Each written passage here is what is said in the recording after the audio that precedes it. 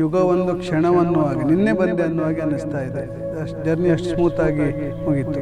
ಖುಷಿ ಇದೆ, ತೃಪ್ತಿ ಇದೆ, ನೆಮ್ಮದಿ ಇದೆ. ನಮ್ಮ ಇಲ್ಲಿ ಉಜಿರೆ ಕಾಲೇಜಲ್ಲಿ 86ರಲ್ಲೇ ಪ್ರೊಫೆಸರ್ ಎಸ್ ಪ್ರಭಾಕರ್ ದೂರದೃಷ್ಟಿತ್ವದಿಂದ ಇಂಥ ಒಂದು ಸಬ್ಜೆಕ್ಟನ್ನು ಸ್ಟಾರ್ಟ್ ಮಾಡಿರೋ ಅನ್ನೋ ವಿಚಾರ ಎಲ್ಲ ಗೊತ್ತಾಯ್ತು ನನಗೆ. ಅದರ ಸವಾಲು ತುಂಬ ಇತ್ತು. ಈಗ ಹೇಳಿದಾಗೆ ಜರ್ನಲಿಸಮನ್ನು ನಮಗ ಅನ್ನೋ ಪ್ರಶ್ನೆ ಇತ್ತು ಆವಾಗ, ಅದು ಯಾರಿಗೂ ಅನ್ನೋ ಒಂದು ಭಾವನೆ ಇತ್ತು. ಹುಡುಗಿರಿಗಂತೂ ಅಲ್ಲೇ ಕ್ಷೇತ್ರ ಅನ್ನೋ ಭಾವನೆ ಇತ್ತು. ಹುಡುಗಿರ ಅಪ್ಪಂದಿರೇ ಬಂದ್ಕೊಂಡು ನಮ್ಮ ಮಗಳಿಗೊಂದು ಸೀಟ್ ಕೊಡ್ಬೋದು ಅಂತ ಕೇಳಿದ್ರು. ನಾನು ರಿವರ್ಸ್ ಕೇಳ್ತಾ ಇದ್ದೆ, ನಿಮಗೆಲ್ಲ ಹುಡುಗಿರಿಗೆ ಜರ್ನಲಿಸಮ್ ಅಂತೇಳಿ. ಹೌದು, ನನ್ನ ಮಗಳಿಗೆ ತುಂಬ ಇಂಟ್ರೆಸ್ಟ್ ಇದೆ, ಓದಬೇಕು, ಅವಳೇನೋ ಕನಸು ಕಟ್ಟಿದಾಳೆ, ದಯವಿಟ್ಟು ಅವಕಾಶ ಕೊಡಿ ಅಂತ ಹೇಳ್ತಾ ಅದೇ ಸ್ಪಿರಿಟ್ ಒಂದಿಗೆ ನನಗೆ ಸೀಟ್ ಫುಲ್ ಆಗಿದೆ, ಸೀಟ್ ಇಲ್ಲ ಅಂತ ಹೇಳೋ ಸ್ಥಿತಿ ಬಂತು. ಅದು ಕೊನೆಗೆ 30 ಸೀಟ್ ಇರೋದು 69 ಸೀಟನ್ನು ಕೂಡ ಫಿಲ್ ಮಾಡಿದ ಸಂದರ್ಭ ಬಂತು. ಇನ್ಫ್ಲುಯೆನ್ಸ್ ಬಂತು, ಮಾಧ್ಯಮದವರು ರೆಕಮೆಂಡ್ ಮಾಡಿದರು. ಸೊ ಹಾಗಾಗಿ ನನಗೆ ಸಿಕ್ಕ ಅವಕಾಶ, ಸ್ವಾತಂತ್ರ್ಯ, ಬೆಂಬಲ ಹೇಗಿತ್ತು ಅನ್ನೋದನ್ನು ಇದ್ರ ಮೇಲೆ ವಹಿಸ್ಬೋದು. ಅಶ್ವವರ್ಮರ ಶ್ರೀರಕ್ಷೆ ನನಗೆ ತುಂಬ ತುಂಬ ವಿಶೇಷವಾಗಿ ನನ್ನನ್ನು ಬೆಳೆಸಿದ್ರು, ವಿಭಾಗವನ್ನು ಬೆಳೆಸಿದರು. ನಾನು ಯಾವುದನ್ನು ಕೇಳಿದ್ದು ಯಾವುದನ್ನು ಇಲ್ಲ ಅಂತ ಹೇಳಿಲ್ಲ. ಕೇಳುವಾಗಲೇ ನಾನು ಯೋಚನೆ ಮಾಡ್ತಿದ್ದೆ, ಹಾಗಲ್ಲ. ಆದರೆ ಅವ್ರಿಗೆ ಕನ್ವಿನ್ಸ್ ಆಗ್ತಾ ಇತ್ತು, ನಮ್ಮ ವಿಭಾಗದ ಪರ್ಫಾರ್ಮೆನ್ಸ್ ಬಗ್ಗೆ ಕನ್ವಿನ್ಸ್ ಆಗ್ತಾ ಇತ್ತು. ಆಮೇಲೆ ಸ್ಟೂಡೆಂಟ್ಸ್ ಬಗ್ಗೆ ಅವರಿಗೆ ತುಂಬ ಕನ್ವಿನ್ಸ್ ಆಗ್ತಾ ಇತ್ತು. ವಿದ್ಯಾರ್ಥಿಗಳ ಬರಹಗಳನ್ನು, ಪತ್ರಿಕೆಗಳನ್ನು ನೋಡಿ ತುಂಬ ಖುಷಿಪಟ್ಟರು, ನಾನು ಖುಷಿಪಟ್ಟೆ. ನಮ್ಮ ಮಕ್ಕಳು ಇಂಟರ್ನ್ಶಿಪ್ಪಿಗೆ ಹೋದಾಗ ಅವರು ಪರ್ಫಾರ್ಮೆನ್ಸ್ ಬಗ್ಗೆ ಮಾಧ್ಯಮದಲ್ಲಿ ಒಂದು ಒಳ್ಳೆಯ ಒಪಿನಿಯನ್ ಕ್ರಿಯೇಟ್ ಆಯಿತು. ಉಜಿರೆವರೆಗಿನ ರಾಜಮಾರ್ಗ ಅನ್ನೋ ಸ್ಟೇಟ್ಮೆಂಟ್ ಬಂತು ಮಾಧ್ಯಮ ಎಡಿಟರ್ಗಳಿಂದ. ಸೊ ಹಾಗೆ ಒಂದು ಬೆಳವಣಿಗೆಗಳು ಪೂರಕ ಆಗ್ತಾ ಹೋಯಿತು. ಹಾಗಾಗಿ ಮುಗಿತಾ ಅಂದರೆ ಒಂದೊಂದು ಬ್ಯಾಚ್ ಹೊರಗೆ ಹೋಗ್ತಾ ಇದ್ದಾಗ ನನಗೆ ಸಹಸ್ರ ಭಾವ ಸೇರ್ಕೊಳ್ತಾ ಇದೆ ಅನ್ನೋ ಶಕ್ತಿ ಬರೋದಕ್ಕೆ ಶುರುವಾಯಿತು. ಪತ್ರಿಕೋದ್ಯಮ ವಿಭಾಗದ ವಿದ್ಯಾರ್ಥಿಗಳು ಅಂತಂದ್ರೆ ನಮ್ಮಲ್ಲಿ ಮೊದಲಿಂದ ಒಂದು ಕೌಟುಂಬಿಕ ವಾತಾವರಣದಲ್ಲಿ ಬೆಳೆದಿದ್ದೇವೆ. ತುಂಬ ಜಾಲಿ ಮೂಡಲ್ಲೇ ಇರ್ತಿದ್ರು. ಆದರೆ ಅವರು ಜವಾಬ್ದಾರಿಯನ್ನು ಬಹಳ ಪ್ರಾಂಜಲ ಮನಸ್ಸಿಂದ ನಿಭಾಯಿಸ್ತಾ ಇದ್ರು. ಅಂದರೆ ಯಾರೋ ಒಬ್ಬ ಸೈನ್ಸ್ ಡಿಪಾರ್ಟ್ಮೆಂಟ್ನ ಲೆಕ್ಚರರು ಕೂಡ ಜರ್ನಲಿಸಮ್ ವಿದ್ಯಾರ್ಥಿಯನ್ನು ಸುಲಭವಾಗಿ ಗುರುತಿಸ್ತಾನೆ. ಯಾವಾಗಲೂ 10 ವರ್ಷ ನಂತರ ಬಂದರೂ ಕೂಡ. ಅಂದರೆ ಕಾಲೇಜಲ್ಲಿ ಜರ್ನಲಿಸಮ್ ವಿದ್ಯಾರ್ಥಿಗಳು ಸಿಕ್ಕ ಅವಕಾಶವನ್ನು ಚೆನ್ನಾಗಿ ಬಳಸ್ಕೊಳ್ತಾ ಇದ್ರು. ಅಥವಾ ನಮ್ಮ ವರದಿಗಾರಿಕೆ, ಬರಹ, ಬೇರೆ ಬೇರೆ ಕಾರಣಕ್ಕಾಗಿ ಅಂದರೆ ರೀತಿಯಿಂದ ಹೀರೋಯಿನ್ ಆಗಿ ಗುರುತಿಸ್ಕೊಳ್ತಾ ಇದ್ರು ಕ್ಯಾಂಪಸ್ಸಲ್ಲಿ. ಹೆಚ್ಚು ಸಮಯ ಕಾಲೇಜಲ್ಲೇ ಕಳೀತಾ ಇದ್ದೆ. ನಾನೇನು ವರ್ಕಿಂಗ್ ಅವರ್ಸ್ ಇಷ್ಟೇ ಅಂತ ಲೆಕ್ಕ ಹಾಕಿಲ್ಲ. ಬೆಳಿಗ್ಗೆ 9:30 ಬರಬೇಕು, ಸಂಜೆ 5 ಗಂಟೆ ಮನೆಗೆ ಹೋಗಬೇಕು ಅಂತ ಯಾವತ್ತೂ ಯೋಚನೆ ಮಾಡಿಲ್ಲ. ಅದು ನಾಳೆ ರಜೆ ನಾನು ಅಂತ ಹಾಗೆ ಯೋಚಿಸಿಲ್ಲ. ಸಂಡೇ ಕೂಡ ಕಾಲೇಜಿಗೆ ಬಂದು ಕೂತಿದ್ದು ತುಂಬ ಇದೆ. ನಾನು ರಜೆ ದಿವಸ ಬಂದು ಕೂಡ ಕೂತ್ಕೊಳ್ತಿದ್ದೆ. ಮನೆಗೆ ಸಹಜವಾಗಿ ಗಮನ ಕಡಿಮೆ ಆಗ್ತಾ ಇತ್ತು. ಆರಂಭದಲ್ಲಿ ಒಂದಷ್ಟು ವರ್ಷ ಅವಳು ಒಣಗಿದ್ಲು.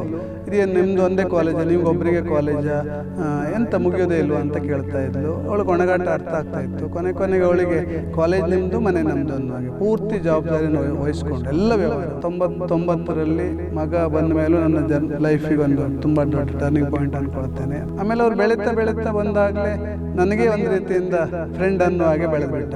ನನಗೆ ಸಮಯ ನನಗೆ ಕೊಡೋದಕ್ಕೆ ಸ್ಟಾರ್ಟ್ ಮಾಡ್ದ, ಮತ್ತು ನನಗೇನಾದರೂ ಹೆಲ್ಪ್ ಮಾಡೋದಕ್ಕೆ ಶುರು ಮಾಡ್ದ. ಹೀಗಾಗಿ ಮಗ ಕೂಡ ತುಂಬ ನನ್ನ ಕಾಲೇಜಿನ ಸಂಬಂಧಪಟ್ಟಾಗೆ ತುಂಬ ದೊಡ್ಡ ಸಪೋರ್ಟನ್ನು ಕೊಟ್ಕೊಂಡು ಬಂದ. ಇಂಟರ್ನ್ಶಿಪ್ಪಿಗೆ ಹೋದಾಗ ಅಲ್ಲಿ ಎಡಿಟರ್ಗಳೇ ಬರೆದಿದ್ದಾರೆ. ಉಜಿರೆ ವಿದ್ಯಾರ್ಥಿಗಳು ಇನ್ನೋಸೆಂಟ್ ಆಗಿ ಬರ್ತಾರೆ, ಬಟ್ 2 ದಿವಸದಲ್ಲಿ ಪ್ರೊಫೆಷನಲ್ಸ್ ಆಗಿ ತುಂಬ ವೃತ್ತಿಪರರಾಗಿ ಬಿಹೇವ್ ಮಾಡ್ತಾರೆ. ಅವ್ರ ಜೊತೆಗೆ ನಾವು ಅವರಿಗೆ ಗೈಡೆನ್ಸ್ ಕೊಡೋದು ತುಂಬ ಖುಷಿ ಪಡ್ತೇವೆ ಅಂತ ಹೇಳಿದ್ರು. ಅದೇ ಭಾವನೆ ನನಗೂ ಇಲ್ಲಿ ಇರ್ತಾ ಇತ್ತು. ಹಾಗೆ ಯಾವುದನ್ನೇ ಕೂಡ ಭಾಳ ಬೇಗ ಅರ್ಥಕೊಂಡ್ಬಿಡ್ತಾ ಇದ್ರು, ಗ್ರಹಿಸ್ತಾ ಇದ್ರು, ಕಲ್ತ್ಕೊಳ್ತಾ ಇದ್ರು, ಎಕ್ಸ್ಪರ್ಟ್ ಆಗ್ತಾ ಇದ್ರು, ಚೆನ್ನಾಗಿ ವರದಿ ಬರೀತಾ ಇದ್ರು, ಬರೀತಾ ಇದ್ರು. ಹಾಗಾಗಿ ನನಗೂ ಉತ್ಸಾಹ ಇಮ್ಮಡಿ ಆಗ್ತಾ ಬಂತು ಅವರ ಉತ್ಸಾಹ ನೋಡಿ. ಸೊ ವಿದ್ಯಾರ್ಥಿಗಳು ತುಂಬ ಚೆನ್ನಾಗಿದ್ರು ಅನ್ನೋದು ಸ್ವರ್ಗಕ್ಕೆ ಕಿಚ್ಚು ಅನ್ನೋ ಭಾವನೆ ಮಾತು ನೆನಪಿಗೆ ಬರ್ತಾ ಇದೆ. 12ವರೆಗೆ ಇಬ್ಬರು ವಿದ್ಯಾರ್ಥಿಗಳು ತುಂಬ ಗಾಬರಿಯಿಂದ ಓಡಿ ಬಂದರು. ಸರ್, ಯಾರೋ ಡಿಪಾರ್ಟ್ಮೆಂಟಿಗೆ ಬಂದಿದ್ದಾರೆ. ಯಾರು ಬಂದಿದ್ದಾರಪ್ಪ? ಯಾರೋ ಪೇರೆಂಟ್ಸ್ ಬಂದಿರ್ತಾರೆ ಅಂತಂದೆ. ಇಲ್ಲ ಸರ್, ಇನ್ನೂ ಅಂತ ಸ್ವಲ್ಪ ನಡುತ್ತಾ ಇದ್ರು, ನರ್ವಸ್ ಆಗ್ತಾ ಇದ್ರು. ಏನಾಯಿತು ಅಂತ ಕೇಳಿದ್ರೆ, ಸರ್ ಬನ್ನಿ ನೀವು ಬೇಗ ಹೋಗು ಅಂತ ಹೇಳಿದರು. ಏನು ಅಂತ ಅಟ್ಯಾಕ್ ಆಗ್ಬಿಡ್ತು ಅನ್ನೋ ರೀತಿಯಲ್ಲಿ ಇತ್ತು, CBI ರೇಡ್ ಆಯಿತು ಅನ್ನೋ ರೀತಿಯಲ್ಲಿ ಅವ್ರು ಮಾತಾಡಿದರು. ಹೋಗಿ ನೋಡಿದರೆ ಅಕ್ಷರಶಃ ನಮ್ಮ ವಿಭಾಗದ ಮೇಲೆ ಇಡೀ ರೇಡ್ ಆಗಿದೆಯೋ ಅನ್ನೋ ಭಾವನೆ ಇತ್ತು. ರಂಗನಾಥ್, ಆವತ್ತಿನ ಕನ್ನಡ ಪತ್ರಿಕೋದ್ಯಮದ ಹುಲಿ ಅಂತೇಳಿ ಹೆಸರಿರುವಂಥ ಕನ್ನಡಪ್ರಭದ ಸಂಪಾದಕರಾಗಿದ್ದ ರಂಗನಾಥ್, ಅವ್ರ ಪಕ್ಕದಲ್ಲಿ TGS ಜಾರ್ಜ್ ಕೂತಿದ್ದಾರೆ. ಅವ್ರ ಪಕ್ಕದಲ್ಲೆಲ್ಲ ಹಿರಿಯ ತಲೆಗಳು, ಕನ್ನಡಪ್ರಭದ ಹಿರಿಯ ತಲೆಗಳು 3-4-5 ಕುರ್ಚಿಗಳನ್ನು ಹಂಚಿಕೊಂಡು ಕೂತಿದ್ದಾರೆ. ನಮ್ಮಲ್ಲಿ ರ್ಯಾಕ್ ಮೇಲೆ ಇದ್ದಂಥ ಒಂದಷ್ಟು ಮಕ್ಕಳ ಬರಹದ ಆಲ್ಬಮ್ಗಳನ್ನೆಲ್ಲ ಕಿತ್ತು ಹಾಕ್ಕೊಂಡಿದ್ದಾರೆ. ನಾನು ತುಂಬ ಆಶ್ಚರ್ಯ ಆಯಿತು, ಖುಷಿಯೂ ಆಯಿತು. ಹೇಗೆ ಪ್ರತಿಕ್ರಿಯೆ ಕೊಡೋದು ಗೊತ್ತಾಗ್ತಲ್ಲ. ರಂಗನಾಥ್ ತುಂಬ ನಗ್ತಾ ಇದ್ದಾರೆ. ಆಶ್ಚರ್ಯ ಆಗ್ತಾ ಇದೆ ಅಲ್ವಾ ಅಂತ ಕೇಳ್ತಾ ಇದ್ದಾರೆ. ಆ ಸಣ್ಣ ಮೂಮೆಂಟಲ್ಲಿ ನಮ್ಮ ಲೈಬ್ರರಿನೂ ಕೂಡ ನೋಡಿದ್ರಂತೆ. ಕ್ಯಾಂಪಸ್ಸಿನ ವಾತಾವರಣ ಪಿನ್ ಡ್ರಾಪ್ ಸೈಲೆಂಟಲ್ಲಿ ಕಾಲೇಜ್ ಕ್ಯಾಂಪಸ್ ಇದೆ ಅನ್ನೋದನ್ನು ಗಮನಿಸಿದ್ರಂತೆ. ಆಮೇಲೆ ಅಲ್ಲಿಂದ ಬೆಂಗಳೂರಿಗೆ ಹೋಗಿ ಒಂದು ಚಂದ ಪತ್ರ ಬರೆದರು. ಅದರಲ್ಲೊಂದು 5,000 ರೂಪಾಯಿ ಚೆಕ್ ಕೂಡ ಇಟ್ಟಿದ್ರು. ಇದನ್ನು ಪತ್ರಿಕೋದ್ಯಮ ವಿದ್ಯಾರ್ಥಿಗಳಿಗೆ ಹೆಲ್ಪ್ ಆಗುವ ಒಂದಷ್ಟು ಪುಸ್ತಕಗಳನ್ನು ಖರೀದಿ ಮಾಡಿಕೊಳ್ಳಿ ಅನ್ನುವ ಪತ್ರ ಇತ್ತು. ಅವರು ಬರೆದಿರೋ ಪತ್ರ ಕೂಡ ಅದು ವಿಶೇಷವಾಗಿ ನಮಗೆ ಮುದ ನೀಡುವಂಥದ್ದು, ಇನ್ಸ್ಪೈರ್ ಆಗುವಂಥದ್ದು, ಮೋಟಿವೇಟ್ ಮಾಡುವಂಥದ್ದಾಗಿತ್ತು. ಅರ್ಧ ಗಂಟೆ ಅಂತೇಳಿ ವಿಶ್ವೇಶ್ವರ ಭಟ್ರು ಮಾತ್ರ ಕ್ಲಾಸ್ ರೂಮಿನ ಒಳಗೆ ಬಂದರು. ಅವರ ತಂಡ ವಿನಾಯಕ್ ಭಟ್ ಆ್ಯಂಡ್ ಟೀಮ್ ಎಲ್ಲ ಇತ್ತು, ಅವರೆಲ್ಲ ಹೊರಗೆ ನಿಂತಿದ್ರು. ಮತ್ತು ನನಗೊಂದು ಎಚ್ಚರಿಕೆ ಕೊಟ್ಟಿದ್ದರು, ತುಂಬ ಸಮಯ ತಗೊಳ್ಳಿಕ್ಕಿಲ್ಲ, ನಮ್ಮ ಧರ್ಮಸ್ಥಳಕ್ಕೆ ಹೋಗ್ಲಿಕ್ಕಿದೆ, ತುಂಬ ಇಂಪಾರ್ಟೆಂಟ್ ಕೆಲಸಗಳಿದೆ ಅಂತೇಳಿ. ವಿಶ್ವೇಶ್ವರ ಭಟ್ರು ಒಳಗೆ ಬಂದರು. ಬರೋಬ್ಬರಿ 3 ಗಂಟೆಗಳ ಕಾಲ ನನಗೆ ಕಲ್ಪನೆ ಮಾಡಿ, ನಿಮ್ಗೆ ಯಾರಿಗಾದ್ರೂ ಹೇಳಿದರೆ ಕಲ್ಪನೆ ಕತೆ ಅಂತ ಹೇಳ್ಬೋದು. ಹೇಗಿತ್ತು ಪ್ರಶ್ನೆಗಳು ಅಂತಂದರೆ ನಿರಂತರವಾಗಿ ಕೈಗಳು ಒಂದಾದ್ಮೇಲೆ ಮೇಲೆ ಹೋಗ್ತಾ ಇತ್ತು. ಇವರಿಗೆ ಉತ್ತರ ಕೊಡ್ತಾ ಕೊಡ್ತಾ ಒಂಥರ ಹಿಪ್ನೋಟಿಸಮ್ ಆದಾಗೆ ಆಗುತ್ತಾರೆ. ವಿಶ್ವೇಶ್ವರ ಭಟ್ರು ಬರ ಹೇಗಿತ್ತು ಅಂತಂದರೆ, ಅವರೊಂದು ಆರಂಭದ ಸಾಲ ಹೇಗಿತ್ತು ಅಂತಂದರೆ, ಸಿಂಹದ ಮರಿಗಳನ್ನು ಗುಹೆಯಲ್ಲೇ ನೋಡಿದರೆ ಚಂದ ಅನ್ನೋ ಕಾರಣಕ್ಕಾಗಿ ಉಜಿರೆಗೆ ಹೋಗಬೇಕಿತ್ತು ನನಗೆ, ಈಗ ಸರಿ ಹೋಗಿ ಬಂದೆ, ಸಿಂಹದ ಮರಿ ನೋಡಿದಾಗೆ ಅನುಭವ ಆಯಿತು ಅಂತ ಬರೆದು, ನಮ್ಮ ವಿದ್ಯಾರ್ಥಿಗಳು ಅದು ಹೇಳಿಕೊಟ್ಟ ಪ್ರಶ್ನೆಗಳಲ್ಲ, ಸ್ಪಾಂಟೇನಿಯಸ್ ಆಗಿ ಬಂದ ಪ್ರಶ್ನೆಗಳು. ಆಮೇಲೆ ಅವರು ಸ್ಪಷ್ಟವಾಗಿ ಹೇಳಿದರು, ಯಾವುದೋ ವಿಶ್ವವಿದ್ಯಾಲಯದ ಪತ್ರಿಕೋದ್ಯಮ ತರಗತಿಗೆ ಹೋಗಿ ಪ್ರಶ್ನೆ ಕೇಳ್ರಯ್ಯ ಅಂತ ಹೇಳಿ ಅವ್ರದ್ದೇ ಸ್ಟೈಲಲ್ಲಿ ಬರೆದಿದ್ರು. ಕೇಳೋದಿಲ್ಲ, ಬಾಯಲ್ಲಿ ಏನೋ ಹಾಕ್ಕೊಂಡಿದ್ದಾಗ ಮೌನವಾಗಿ ಕೂತ್ಕೊಳ್ತಾರೆ, ಬಾಯಿ ಬಿಡೋದೇ ಇಲ್ಲ. ಆದರೆ ಉಜಿರೆಗೆ ಬಂದಾಗ ನನಗೆ ಡಿಫರೆಂಟ್ ಆದ ಅನುಭವ ಆಯಿತು. ಇವರು ಭರವಸೆ ಹುಟ್ಟಿಸಿದ್ರು ನನಗೆ, ಭಾಳ ಸ್ಕೋಪ್ ಇದೆ ಅಂತೇಳಿ. ಆ ಬರಹ ಹೇಗಿತ್ತು ಅಂತಂದರೆ, ಅದು ಮತ್ತೆ ರಾಜ್ಯಾದ್ಯಂತ ನಮ್ಮ ವಿಭಾಗಕ್ಕೆ ಒಂದು ಗಮನ ಸೆಳೆಯುವ ಸಂದರ್ಭ ಆಯಿತು. ಅದು ಒಂದು ಟರ್ನಿಂಗ್ ಪಾಯಿಂಟ್ ಅಂತೇಳಿ ಭಾವಿಸ್ಕೊಳ್ತೇವೆ. ನಮ್ಮೂರ ವಾರ್ತೆ ಮೂಲಕ ಹಲವರು ಆ್ಯಂಕರ್ಗಳಾಗಿದ್ದಾರೆ. ಇವತ್ತು ಟಿವಿಗಳಲ್ಲಿ ಪ್ರೈಮ್ ಆ್ಯಂಕರ್ಗಳು ನಮ್ಮವರು ತುಂಬ ಇದ್ದಾರೆ, ಅದು ಹೇಳಲಿಕ್ಕೆ ಖುಷಿ ಆಗುತ್ತೆ. ಅಥವಾ ಅದರ ಹಿಂದೆ ತುಂಬ ವಿವಿಧ ರೂಪದಲ್ಲಿ ನಮ್ಮೂರ ವಾರ್ತೆಯ ಕಾರಣಕ್ಕಾಗಿ ಜಾಬನ್ನು ಗಿಟ್ಟಿಸ್ಕೊಂಡಿದ್ದಾರೆ. 2006-07 ಬ್ಯಾಚ್ ಅಂದ್ಕೊಳ್ತೇನೆ. ಒಂದು ಪ್ರಯೋಗ ಶುರು ಮಾಡಿದರು. ಏನು ಅಂದರೆ, ಯಾವುದೇ ಕಾರ್ಯಕ್ರಮ ಆದರೆ ದಿಢೀರಾಗಿ ಒಂದು ಫೋಟೋ ಫೀಚರ್ ಅಂತೇಳಿ ತಯಾರಿಸೋದು. ಆ ಕ್ಷಣದ ಆವತ್ತು ಗೆಸ್ಟ್ ಬಂದ ಮೂಮೆಂಟನ್ನು ಹಿಡಿದು ಆಮೇಲೆ ಗೆಸ್ಟ್ ಹೋಗುವವರೆಗೆ, ವೋಟ್ ಆಫ್ ಥ್ಯಾಂಕ್ಸ್ ಆಗುವವರೆಗಿನ ಎಲ್ಲ ಫೋಟೋಗಳನ್ನು ಸೆರೆ ಹಿಡಿದು ಇಮಿಡಿಯೇಟಾಗಿ ಅದಕ್ಕೊಂದು ಫ್ರೇಮ್ ಮಾಡಿ, ಅದನ್ನು ಡಿಸೈನ್ ಮಾಡಿ, ಅದಕ್ಕೊಂದು ಕ್ಯಾಪ್ಷನ್ ಬರೆದು, ಆಮೇಲೆ ಅದನ್ನು ಫೋಟೋವನ್ನು ಪ್ರಿಂಟ್ ಮಾಡಿಸ್ಕೊಂಬಂದು ಅಂಟಿಸಿ ಕೊನೆಗೆ ಸಭಾ ಕಾರ್ಯಕ್ರಮದ ಕೊನೆಗೆ ಬಿಡುಗಡೆ ಮಾಡೋದು. ಅದು ನಮ್ಮ ಟಾಸ್ಕ್, ಡೆಡ್ಲೈನ್. ಅದು ತುಂಬ ಸಕ್ಸಸ್ಫುಲ್ ಆಯಿತು. ಬಿಡುಗಡೆ ಬೆಳವಣಿಗೆ ನಾನು ಗಮನಿಸ್ತಾ ಇದ್ದೆ, ನಿಧಾನಕ್ಕೆ ಹತ್ತಿರ ಆಗ್ತಾ ಬಂದ್ವಿ. ಸುದ್ದಿ ಬಿಡುಗಡೆ ತಾಲೂಕಲ್ಲಿ ಎಂಥ ದೊಡ್ಡ ಪವಾಡ ಮಾಡ್ತಾ ಇದೆ ಅಂತ ಅನ್ನಿಸ್ತದೆ. ತಾಲೂಕಿನ ಪತ್ರಿಕೆ ಆದರೂ ರಾಜ್ಯದ ಯಾವುದೇ ಪತ್ರಿಕೆಗೆ ಕಡಿಮೆ ಇಲ್ಲ ಅನ್ನೋ ಭಾವನೆ ಬಂತು. ಅದರ ಸರ್ಕ್ಯುಲೇಷನ್ ಎಲ್ಲ ನೋಡ್ತಾ ಬಂದಾಗ ಹಬ್ಬಬ್ಬ ಅಂತ ಅನಿಸ್ತಾ ಇತ್ತು. ಆಮೇಲೆ ಅದರ ಪತ್ರಿಕೆಯ ವರದಿಗಾರರು ಅಥವಾ ಸಂಬಂಧಪಟ್ಟವರೆಲ್ಲ ಹತ್ತಿರ ಆಗ್ತಾ ಬಂದರು. ನಮ್ಮ ಕಾಲೇಜಿಗೆಲ್ಲ ತುಂಬ ವರದಿಗಳನ್ನು ಮಾಡೋದಕ್ಕೆ ಬರ್ತಾಯಿದ್ರು. ಪರಿಚಯ ಆಯಿತು. ಆ ಪರಿಚಯ ಗಾಢ ಆಯಿತು. ಆಮೇಲೆ ಅದರ ಸಂಪಾದಕರು UP ಶಿವಾನಂದ್ರ ಪರಿಚಯ ಆಯಿತು. ಅವರಂತೂ ತುಂಬ ಆತ್ಮೀಯ ಫ್ರೆಂಡ್ ಅನ್ನೋ ಹಾಗೆ, ಫ್ರೆಂಡ್ ಗೈಡ್ ಕೌನ್ಸಿಲರ್ ಅನ್ನೋ ಹಾಗೆ. ಆಮೇಲೆ ನಾವು ಮತ್ತೆ ಸುದ್ದಿ ಬಿಡುಗಡೆ ಅವರು ಸೇರಿಕೊಂಡು ಒಡಂಬಡಿಕೆ ಮಾಡ್ಕೊಂಡ್ವಿ, MOU ಮಾಡ್ಕೊಂಡ್ವಿ. ಆ ಮೂಲಕ ಒಂದಷ್ಟು ಕಾರ್ಯಕ್ರಮ ಮಾಡಿದ್ವಿ. ಇವರು ಯುಗವೊಂದು ಕ್ಷಣದಂತೆ ಕಳೀತು ಅಂತಾರೆ. ಆದರೆ ಪಯಣಕ್ಕೆ 33 ವರ್ಷದ ಶ್ರಮ ಇದೆ. ಒಂದಲ್ಲ ಎರಡಲ್ಲ 33 ವರ್ಷಗಳ ಕಾಲ ಸಾವಿರಾರು ವಿದ್ಯಾರ್ಥಿಗಳಿಗೆ ಅಕ್ಷರವನ್ನು ಉಣಬಡಿಸಿದ, ಅಕ್ಷರವನ್ನು ಹೇಳಿಕೊಟ್ಟಂಥ ಗುರು. ಪತ್ರಿಕೋದ್ಯಮ ವಿದ್ಯಾರ್ಥಿಗಳ ಪಾಲಿಗೆ ಇವರನ್ನು ಮಹಾಗುರು ಅಂತ ಕರೆದರೂ ಕೂಡ ತಪ್ಪಾಗಲಿಕ್ಕಿಲ್ಲ. ಶ್ರೀ ಧರ್ಮಸ್ಥಳ ಮಂಜುನಾಥೇಶ್ವರ ಕಾಲೇಜು ಉಜಿರೆಯ ಪತ್ರಿಕೋದ್ಯಮ ವಿಭಾಗದ ಮುಖ್ಯೋಪಾಧ್ಯಾಯರು, ಮುಖ್ಯಸ್ಥರು. ಸುಮಾರು 15 ವರ್ಷಗಳ ಕಾಲ ಏಕೋಪಾಧ್ಯಾಯ ವಿಭಾಗದ ಮುಖ್ಯಸ್ಥರು ಅಥವಾ ಮುಖ್ಯೋಪಾಧ್ಯಾಯ ಅನ್ನುವಂತಹ ಹೆಗ್ಗಳಿಕೆಯನ್ನು ತಮ್ಮದಾಗಿಸಿಕೊಂಡವರು. ಹಲವಾರು ದಿಗ್ಗಜ ಪತ್ರಕರ್ತರನ್ನು ಹುಟ್ಟು ಹಾಕಿದವರು. ಈ ಎಲ್ಲ ಹೆಗ್ಗಳಿಕೆಗಳಿಗೆ ಪಾತ್ರವಾಗಿರುವಂತಹ SDMನ ಪತ್ರಿಕೋದ್ಯಮ ವಿಭಾಗದ ಮುಖ್ಯಸ್ಥರಾಗಿರುವಂತಹ ಡಾಕ್ಟರ್ ಭಾಸ್ಕರ ಹೆಗ್ಡೆಯವರು ಜನವರಿ 31ರಂದು ನಿವೃತ್ತಿ ಆಗ್ತಾ ಇದ್ದಾರೆ. ಇಡೀ ಅವರ ಬದುಕನ್ನು ಒಮ್ಮೆ ಮಾತನಾಡಿಸಬೇಕು. ಹೇಗಾಯಿತು ಈ 33 ವರ್ಷದ ಪಯಣ? ಅವರೇ ಹೇಳುವಂತೆ ಯುಗವೊಂದು ಕ್ಷಣದಂತೆ ಕಳೆದು ಹೋಯ್ತಾ? ಯಾವ ಯಾವ ನೆನಪುಗಳನ್ನು ಮೆಲುಕು ಹಾಕ್ತಾರೆ ನೋಡೋಣ. ಸರ್, ಕಾರ್ಯಕ್ರಮಕ್ಕೆ ಪ್ರೀತಿಪೂರ್ವಕ ಸ್ವಾಗತ. ಸರ್, ನಿವೃತ್ತಿ 33 ವರ್ಷದ ಹಿಂದೆ ಬಂದಾಗ ಏನು ಕನಸುಗಳನ್ನು ಕಟ್ಕೊಂಡಿದ್ರಿ? ಇವತ್ತು ನಿವೃತ್ತಿಯ ಕಾಲದಲ್ಲಿ ಇದ್ರಿ, ಏನು ಹೇಳ್ತೀರಿ? ತುಂಬ ಖುಷಿಯೂ ಆಗ್ತಾ ಇದೆ, ತುಂಬ ಬೇಸರವೂ ಆಗ್ತಾ ಇದೆ. ಹೇಳಿಕೊಳ್ಳಲಾಗದ ಒಂದು ರೀತಿಯ ತಳಮಳ ಆಗ್ತಾ ಇದೆ. ಬಟ್ ನೀವು ಹೇಳಿದಾಗಲೇ 33 ವರ್ಷಗಳ ಹಿಂದೆ ಉಜಿರೆಗೆ ಬರುವಾಗ ದೊಡ್ಡ ಕನಸಂತ ಇರಲಿಲ್ಲ. ಆದರೆ ನಾನು ಇಲ್ಲಿ ಉಜಿರೆಗೆ ಬಂದು ಒಂದು ಸಾಮ್ರಾಜ್ಯ ಕಟ್ಟಿದೆ ಅನ್ನುವಂಥ ಭಾವನೆ ಇದೆ, ತೃಪ್ತಿ ಇದೆ. ಸೊ ನನ್ನದೇ ಸಾಮ್ರಾಜ್ಯ ಕಟ್ಕೊಂಡಿದ್ದೇನೆ. ಬರುವಾಗ ಬರಿಗೈಯಲ್ಲಿ ಬಂದಿದ್ದೆ. ಈಗ ದೊಡ್ಡ ಸಾಧನೆ ಅಂತಲ್ಲ, ಆದರೆ ನನ್ನದೇ ಅಂತ ಒಂದಷ್ಟು ವಿದ್ಯಾರ್ಥಿಗಳ ಬಳಗ ಇದೆ, ನನ್ನ ಸಪೋರ್ಟ್ ಮಾಡುವ ಮ್ಯಾನೇಜ್ಮೆಂಟ್ ಇದೆ, ಕಾಲೇಜಲ್ಲಿ ಬೆಂಬಲ ಇದೆ, ಪ್ರೀತಿ ಇದೆ, ಅಭಿಮಾನ ಇದೆ, ಗೌರವ ಇದೆ. ಇದಕ್ಕೆ ನಾನು ಚಿರಋಣಿ ಅನ್ನೋ ಶಬ್ದವನ್ನು ಮೊದಲೇ ಹೇಳ್ಕೊಂಡ್ಬಿಡ್ತೇನೆ. ಅದಕ್ಕೆ ಶಬ್ದವೇ ಇಲ್ಲ ಹೇಳ್ಕೊಳ್ಳಿಕ್ಕೆ. ಇದೇ ನನ್ನ ದೊಡ್ಡ ಆಸ್ತಿ ಅಂತೇಳಿ ಅಂದ್ಕೊಂಡಿದ್ದೇನೆ. ನಿವೃತ್ತಿ ಓಕೆ. 33 ವರ್ಷದಿಂದ ಬಂದ್ರಿ ಸರ್, ಹೇಗಾಯ್ತು 33 ವರ್ಷ ಹೇಗಾಯ್ತು? 33 ವರ್ಷಗಳ ಹಿಂದೆ ನಾನು ಹುಬ್ಬಳ್ಳಿಯಿಂದ ಉಜಿರೆಗೆ ಬಂದೆ. ಬಂದ ಮೇಲೆ ನೀವು ಈಗಾಗಲೇ ಹೇಳಿದಾಗೆ ಯುಗ ಒಂದು ಕ್ಷಣವನ್ನುವಾಗ ನಿನ್ನೆ ಬಂದೆ ಅನ್ನುವಾಗೆ ಅನ್ನಿಸ್ತಾ ಇದೆ. ಜರ್ನಿ ಅಷ್ಟು ಸ್ಮೂತಾಗಿ ಮುಗೀತು. ಖುಷಿ ಇದೆ, ತೃಪ್ತಿ ಇದೆ, ನೆಮ್ಮದಿ ಇದೆ, ಸಪೋರ್ಟ್ ತುಂಬ ಇತ್ತು. ವಿದ್ಯಾರ್ಥಿಗಳ ಬಳಗ ನನಗೆ ತುಂಬ ಪ್ರೇರಕ ಶಕ್ತಿ ಆದರು. ಹಾಗಾಗಿ ಹೇಳ್ತಾ ಹೋದರೆ ತುಂಬ ಇದೆ, ನನಗೆ ತುಂಬ ದೊಡ್ಡ ಋಣ ಇದೆ ಅನ್ನೋ ಭಾವನೆ ನಿರ್ಮಿಸಿಬಿಟ್ಟಿದ್ದಾರೆ ವಿದ್ಯಾರ್ಥಿಗಳ ಬಳಗ. ಉಜಿರೆಗೆ ಆರಂಭದಲ್ಲಿ ಬಂದಿದ್ದು ಹೇಗೆ ಸರ್? ಎಲ್ಲಿ ನೀವು ವಿದ್ಯಾಭ್ಯಾಸ ಮಾಡಿದ್ರಿ? ನಿಮ್ಮ ಬಾಲ್ಯ ಎಲ್ಲ? ನಾನು ಓದಿದ್ದು ಎಲ್ಲ ಹೊನ್ನಾವರದಲ್ಲಿ, ಹೆಚ್ಚಿನವೆಲ್ಲ ಅಲ್ಲೇ ಸ್ಥಳೀಯ ಶಾಲೆಗಳಲ್ಲಿ, ಕಾಲೇಜಲ್ಲಿ ಓದಿದ್ದು. ಆಮೇಲೆ ಧಾರವಾಡಕ್ಕೆ ಹೈಯರ್ ಎಜುಕೇಷನ್ನಿಗೆ, ಸಹಜವಾಗಿ ಪೋಸ್ಟ್ ಗ್ರ್ಯಾಜುಯೇಷನ್ನಿಗೆ ಪತ್ರಿಕೋದ್ಯಮನ ಓದೋದಕ್ಕೆ ಅಂತ ಹೋಗಿದ್ದು. ಅಲ್ಲಿ ಓದಿ ಆದಮೇಲೆ ಒಂದಷ್ಟು ವರ್ಷ ಒಂದು 2 ವರ್ಷ ಮನೇಲಿದ್ದೆ. ಆಮೇಲೆ ಜಾಬು ಮಾಡೋ ಅನಿವಾರ್ಯತೆ ಕ್ರಿಯೇಟ್ ಆಯಿತು. ಹುಬ್ಬಳ್ಳಿಗೆ ಹೋದೆ, ಸಂಜೆವಾಣಿಯಲ್ಲಿ ಸೇರಿಕೊಂಡೆ. ಅವಕಾಶ ತುಂಬ ದೊಡ್ಡದು ಕೊಟ್ಟರು. ಸಂಬಳ ಕೇಳಬಾರ್ದು, ಸಣ್ಣ ಸಂಬಳ, ಅವಕಾಶ ದೊಡ್ಡದಿತ್ತು. ಅಲ್ಲಿ 3 ವರ್ಷ ಜರ್ನಲಿಸ್ಟಾಗಿ ವರ್ಕ್ ಮಾಡಿದೆ. ಜರ್ನಲಿಸ್ಟ್ ಅಂದರೆ ಅಲ್ಲಿ ರಿಪೋರ್ಟ್ರು ಹೌದು, ಸಬ್ ಎಡಿಟ್ರು ಹೌದು. ಆಮೇಲೆ ಒಂದು ದಿವಸ ಉಜಿರೆ ಕಾಲೇಜಲ್ಲಿ ಉಪನ್ಯಾಸಕ ಹುದ್ದೆ ಇದೆ ಅಂತೇಳಿ ನಮ್ಮ ಸರ್ ಒಬ್ಬರು, ಧಾರವಾಡದ ಸರ್ ಒಬ್ಬರು ಫೋನ್ ಮಾಡಿ ಹೇಳಿದರು, ಹೋಗಿ ಅಪ್ಲೈ ಮಾಡು ಅಂತೇಳಿ. ಸೊ ಮಾಡಿದೆ, ಇಂಟರ್ವ್ಯೂ ಫೇಸ್ ಮಾಡಿದೆ, ಸೆಲೆಕ್ಟ್ ಮಾಡಿದರು. ಅಲ್ಲಿಗಿಂತ ಇಲ್ಲಿ ಒಳ್ಳೆಯ ಅವಕಾಶ ಅನ್ನೋದು ಒಂದು ಇತ್ತು ನನ್ನ ಮನಸ್ಸಲ್ಲಿ. ಬಟ್ ಒಂದು ಟೀಚಿಂಗ್ ಫೀಲ್ಡು ನೋಡುವ, ಹೊಸ ಅನುಭವ ಹೇಗಾಗುತ್ತೆ ಅನ್ನೋ ದೃಷ್ಟಿಯಿಂದ ಉಜಿರೆಗೆ ಬಂದೆ. ದೊಡ್ಡ ಕನಸು ಇಟ್ಕೊಂಡು ಬಂದಿರಲಿಲ್ಲ ಸರ್. ಉಜಿರೆಗೆ ಬಂದಾಗ ಸಹಜವಾಗಿ ನಾನು ಅದೇ ಬರಿಗೈಯಲ್ಲೇ ಬಂದೆ. ಸಿದ್ಧವನ ಗುರುಕುಲ ನನಗೆ ಉಳಿಯೋದಕ್ಕೆ ಅವಕಾಶ ಕೊಟ್ಟಿದ್ದರು. ಅಲ್ಲಿ ವಾತಾವರಣ ಭಾಳ ಸ್ಪೆಷಲ್ ಆಗಿತ್ತು, ವಿಶೇಷವಾಗಿತ್ತು. ಅಲ್ಲೇ ತುಂಬ ಕಲೀಲಿಕ್ಕಿದೆ ಅಂತ ಅನ್ನಿಸ್ತು. ಅಲ್ಲಿ ನಿಧಾನಕ್ಕೆ ಹೊಂದ್ಕೊಂಡೆ. ಆಮೇಲೆ ಕಾಲೇಜಲ್ಲಿ ಕೂಡ ಮಂಜುವಾಣಿಯ ಜವಾಬ್ದಾರಿ ಕೂಡ ಕೊಟ್ಟರು, ಟೀಚಿಂಗ್ ಕೂಡ ಜವಾಬ್ದಾರಿ ಕೊಟ್ಟರು. ಹಾಗೆ ಅದೆಲ್ಲ 2 ಅನುಭವಗಳನ್ನು, ಅಂದರೆ 2 ಕಡೆಯಿಂದ, ಒಂದು ಕಡೆಯಿಂದ ಪ್ರಭಾಕರ್ ಸರ್ ಮಾರ್ಗದರ್ಶನ, ಇನ್ನೊಂದು ಕಡೆಯಿಂದ ಯಶೋವರ್ಮ ಸರ್ ಗರಡಿಯಲ್ಲಿ. ಸೊ 2 ಕಡೆಯಿಂದ ಶ್ರೀರಕ್ಷೆ ಮಾರ್ಗದರ್ಶನದಲ್ಲಿ ಬೆಳೆದು ಬಂದೆ. ಆಮೇಲೆ ನನ್ನದೇ ದಾರಿಯಲ್ಲಿ ಮುನ್ನಡೆಯುತ್ತಾ ಬಂದೆ. ಓಕೆ ಸರ್, ಮಂಜುವಾಣಿ ಮತ್ತು ಪತ್ರಿಕೋದ್ಯಮ ವಿಭಾಗ 2 ನೀವು ಬಂದು 4 ತಿಂಗಳಲ್ಲಿ ನನಗೆ ಪತ್ರಿಕೋದ್ಯಮದ ಮುಖ್ಯಸ್ಥನ ಹುದ್ದೆ ಸಿಗುತ್ತೆ. ನಾನು ಬಂದು ಸೇರುವಾಗ ನಿರಂಜನ್ ವಾನಹಳ್ಳಿಯವರು ವಿಭಾಗ ಮುಖ್ಯಸ್ಥರಾಗಿದ್ದರು. ಅವರು ನನಗೆ ಕಲ್ಪನೆ ಇಲ್ಲ. ಅವರು 4 ತಿಂಗಳಾಗುವಷ್ಟೊತ್ತಿಗೆ ನಾನು ಹೊರಟು ನಿಂತೆ ಅಂತ ಹೇಳಿದರು. ಎಲ್ಲಿಗೆ ಅಂತ ಕೇಳಿದರೆ, ಮೈಸೂರು ವಿಶ್ವವಿದ್ಯಾಲಯದಲ್ಲಿ ಪ್ರೊಫೆಸರ್ ಪೋಸ್ಟ್ ಸಿಕ್ಕಿದೆ, ಹಾಗಾಗಿ ನಾನು ಹೋಗ್ತಾ ಇದ್ದೇನೆ ಅಂತ ಹೇಳಿದರು. ನನಗೇನು ಹೇಳಬೇಕು ಅಂತ ಗೊತ್ತಾಗಲಿಲ್ಲ, ದಿಕ್ಕು ತೋಚದಾಗೆ ಆಯಿತು. ಆಮೇಲೆ ಸಂಸ್ಥೆ ಹೇಳ್ತು ನನಗೆ, ನೀವು ನಡೆಸಬೇಕು ಅಂತ ಹೇಳ್ತು. ಯಶೋವರ್ಮರು ಕರೆದು ನೀವು ಮುಖ್ಯಸ್ಥರಾಗಿ ಮುನ್ನಡೆಸಬೇಕು ಅಂತ ಹೇಳಿದರು. ನಾನು ಒಪ್ಕೊಂಡೆ. ಅನುಭವ ಮಾತ್ರ ಕಡಿಮೆ ಇತ್ತು. ಧೈರ್ಯ ಮಾಡಿದ್ದಷ್ಟೇ ಬಿಟ್ಟರೆ ಬೇರೆ ಏನೂ ಇರಲಿಲ್ಲ.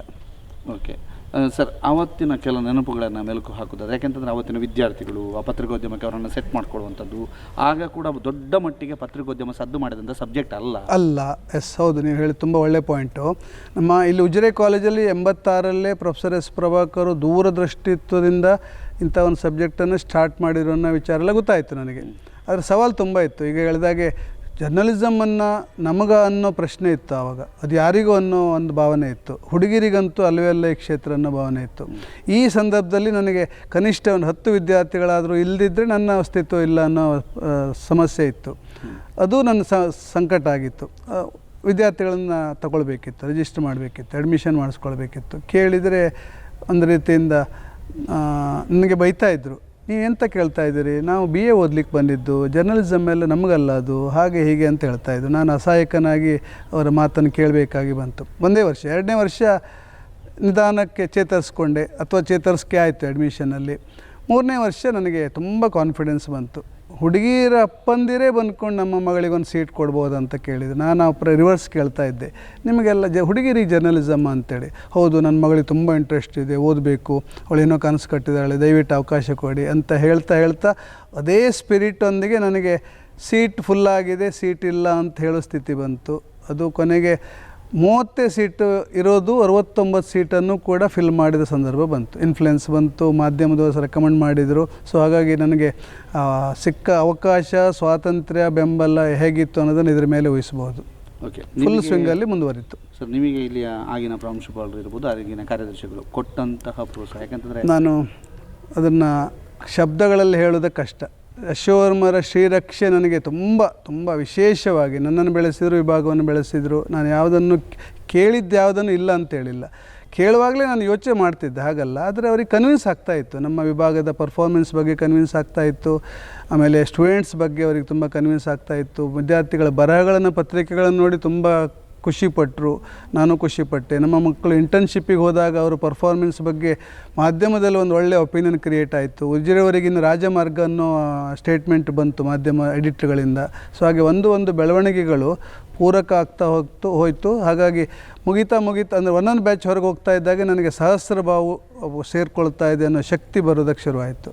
ಹಾಗೆ ಎರಡು ಕಡೆಯಿಂದ ಪ್ರಚಲಿತ ವಿದ್ಯಾರ್ಥಿಗಳು, ಅಲ್ಯುಮ್ನಿಗಳು ಎರಡೂ ಒಂದು ರೀತಿ ಶಕ್ತಿಯಾಗಿ ನನಗೆ ದೊಡ್ಡ ಸ್ಫೂರ್ತಿ ಆಗಿ ಬಂತು. ಓಕೆ ಸರ್, ಈಗ ನೀವು ಪತ್ರಿಕೋದ್ಯಮ ವಿಭಾಗನ ಏಕಾಂಗಿಯಾಗಿ ಒಂದು 15 ವರ್ಷ ಏಕಾಂಗಿ ಅಂತಲ್ಲ, ವಾನಹಳ್ಳಿಯವ್ರು ಬಿಟ್ಟು ಹೋದ್ಮೇಲೆ ನನಗೆ ಪಟ್ಟ ಕಟ್ಟಿದರು. ನನಗೆ ಅನುಭವ ತುಂಬ ಕಡಿಮೆ ಇತ್ತು. ಇನ್ನೊಬ್ಬರು ಹೊಸಬರನ್ನು ತಗೊಂಡ್ವಿ, ಮ್ಯಾನೇಜ್ಮೆಂಟ್ ಪರ್ಮಿಷನ್ ಕೊಟ್ಟಿತ್ತು, ತಗೊಂಡ್ವಿ. ಆದರೆ ಲೆಕ್ಕ ಇಡ್ಲಿಕ್ಕೆ ಕಷ್ಟ ಆಗ್ತಾಯಿದೆ. ಬಂದರು, ಸೇರಿಕೊಂಡ್ರು, ಒಂದಷ್ಟು ದಿವಸ ವರ್ಕ್ ಮಾಡಿದರು, ಒಳ್ಳೆ ಜಾಬ್ ಸಿಕ್ತು ಅಂತ ಹೊರಟೆ ಅಂತ ಹೇಳಿದರು. ಆವಾಗ ನಾನು ಏನು ಹೇಳುವಾಗಿರಲಿಲ್ಲ, ಅವ್ರ ಭವಿಷ್ಯ ನೋಡಬೇಕಿತ್ತು. ಸೊ ಹಾಗಾಗಿ ಮತ್ತೆ ಅವ್ರನ್ನ ಕಳಿಸಿದೆ, ಮತ್ತೊಬ್ಬನೇ ಹೊಸಬರು ತಗೊಂಡ್ವಿ. ಅದು ಹೀಗೆ ಆಗಿ ಸುಮಾರು ಒಂದು 15 ವರ್ಷಗಳ ಕಾಲ ಈ ಪ್ರಕ್ರಿಯೆ. ನಾನು ಈ ಕಡೆ ಏಕಾಂಗಿಯಾಗಿ ಒಂದು ಅರ್ಥದಲ್ಲಿ ನಿಂತು ನಿಭಾಯಿಸಬೇಕಂತ ಸವಾಲು ಬಿತ್ತು. ಓಕೆ. ಸೊ ಪತ್ರಿಕೋದ್ಯಮ ವಿದ್ಯಾರ್ಥಿಗಳನ್ನು ಕಾಲೇಜಿನಲ್ಲಿ ಬಹಳ ವಿಶೇಷವಾಗಿ ನೋಡ್ತಾ ಇದ್ರು. ಅವರು ಬಹಳ ಫ್ರೀ, ಒಂಥರ ಜಾಲಿ, ಅಥವಾ ಎಲ್ಲರೂ ಬರೋದು, ಎಲ್ಲರೂ ಕೂಡ ಪತ್ರಿಕೋದ್ಯಮ ವಿದ್ಯಾರ್ಥಿಗಳೊಂದು ಕ್ರೇಜ್, ಒಂದು ಟ್ರೆಂಡ್ ರೀತಿಯಲ್ಲಿತ್ತು. ಪತ್ರಿಕೋದ್ಯಮ ವಿಭಾಗದ ವಿದ್ಯಾರ್ಥಿಗಳು ಅಂತಂದರೆ ನಮ್ಮಲ್ಲಿ ಮೊದಲಿಂದನೂ ಒಂದು ಕೌಟುಂಬಿಕ ವಾತಾವರಣದಲ್ಲಿ ಬೆಳೆದಿದ್ದೇವೆ. ತುಂಬ ಜಾಲಿ ಮೂಡಲ್ಲೇ ಇರ್ತಿದ್ರು. ಆದರೆ ಅವರು ಜವಾಬ್ದಾರಿಯನ್ನು ಭಾಳ ಪ್ರಾಂಜಲ ಮನಸ್ಸಿಂದ ನಿಭಾಯಿಸ್ತಾ ಇದ್ದರು. ಅಂದರೆ ಯಾರೋ ಒಬ್ಬ ಸೈನ್ಸ್ ಡಿಪಾರ್ಟ್ಮೆಂಟ್ನ ಲೆಕ್ಚರರು ಕೂಡ ಜರ್ನಲಿಸಮ್ ವಿದ್ಯಾರ್ಥಿಯನ್ನು ಸುಲಭವಾಗಿ ಗುರುತಿಸ್ತಾನೆ. ಯಾವಾಗಲೂ 10 ವರ್ಷ ನಂತರ ಬಂದರೂ ಕೂಡ. ಅಂದರೆ ಕಾಲೇಜಲ್ಲಿ ಜರ್ನಲಿಸಮ್ ವಿದ್ಯಾರ್ಥಿಗಳು ಸಿಕ್ಕ ಅವಕಾಶವನ್ನು ಚೆನ್ನಾಗಿ ಬಳಸ್ಕೊಳ್ತಾ ಇದ್ದರು, ಅಥವಾ ನಮ್ಮ ವರದಿಗಾರಿಕೆ, ಬರಹ, ಬೇರೆ ಕಾರಣಕ್ಕಾಗಿ ಒಂದು ರೀತಿಯಿಂದ ಹೀರೋಯಿನ್ ಆಗಿ ಗುರುತಿಸ್ಕೊಳ್ತಾ ಇದ್ದರು ಕ್ಯಾಂಪಸ್ಸಲ್ಲಿ. ಸೊ ಅದಂತೂ ನಾನು ಭಾಳ ವರ್ಷಗಳಿಂದ ಕಂಡ ಅನುಭವ ಇದು.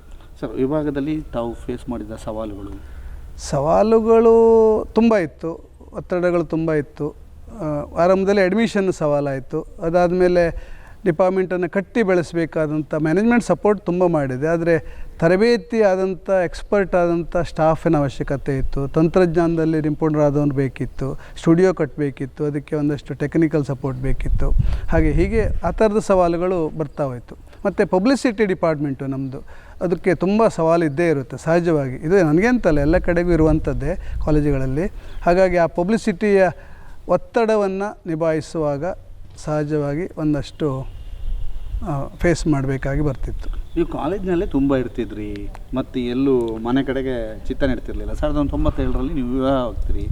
ಅವ್ರಿಗೆ ಹೇಗೆ ನೀವು ಟೈಮ್ ಕೊಟ್ರಿ? ಹೌದು, ನನಗೀಗ ಈ ಪ್ರಶ್ನೆ ಬಂದಾಗ ಹೇಗೆ ಉತ್ತರ ಕೊಡೋದು ಗೊತ್ತಾಗ್ತಾ ಇಲ್ಲ. ನಾನು ಕಾಲೇಜನ್ನು ಕಂಫರ್ಟ್ ಝೋನ್ ಅಂತ ಭಾವಿಸ್ಕೊಂಬಿಟ್ಟಿದ್ದೆ.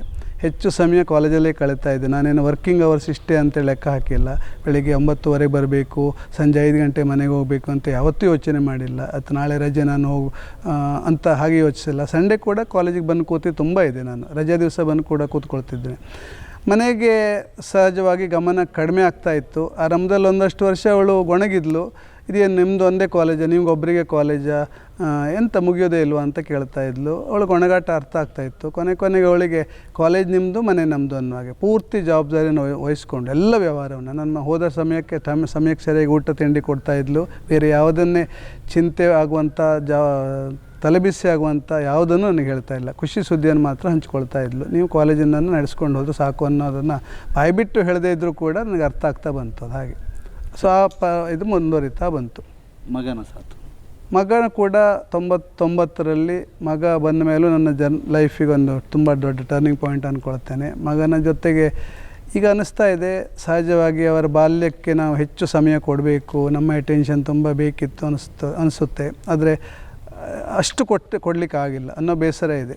ಆಮೇಲೆ ಅವ್ರು ಬೆಳೀತಾ ಬಂದಾಗಲೇ ನನಗೆ ಒಂದು ರೀತಿಯಿಂದ ಫ್ರೆಂಡ್ ಅನ್ನೋ ಹಾಗೆ ಬೆಳೆದುಬಿಟ್ಟ ಅವನು. ನನಗೆ ಕೊಡೋದಕ್ಕೆ ಸ್ಟಾರ್ಟ್ ಮಾಡ್ದ ಅವನು, ಅಥವಾ ನನಗೇನಾದರೂ ಹೆಲ್ಪ್ ಮಾಡೋದಕ್ಕೆ ಶುರು ಮಾಡ್ದ. ಹೀಗಾಗಿ ಮಗ ಕೂಡ ತುಂಬ ನನ್ನ ಕಾಲೇಜಿನ ಸಂಬಂಧಪಟ್ಟ ಹಾಗೆ ತುಂಬ ದೊಡ್ಡ ಸಪೋರ್ಟನ್ನು ಕೊಟ್ಕೊಂಡು ಬಂದ. ಓಕೆ ಸರ್, ನಿಮ್ಮ ಈ ಒಂದು ಪತ್ರಿಕೋದ್ಯಮದ ಜರ್ನಿಯಲ್ಲಿ ಹೆಗ್ಡೆ ಅವರ ಕುಟುಂಬ ಮತ್ತು ಅವರ ಮನೆಯವರ ಸಾಥ್ ದೊಡ್ಡದಿದೆ ಅನ್ನುವಂಥದ್ದು ನಮಗೆ ನೀವು ಈಗಾಗಲೇ ಹೇಳಿದ್ದೀರಿ. ಹೇಗೆ ನೆನಪಿಸ್ಕೊಳ್ತೀರಿ ಸರ್?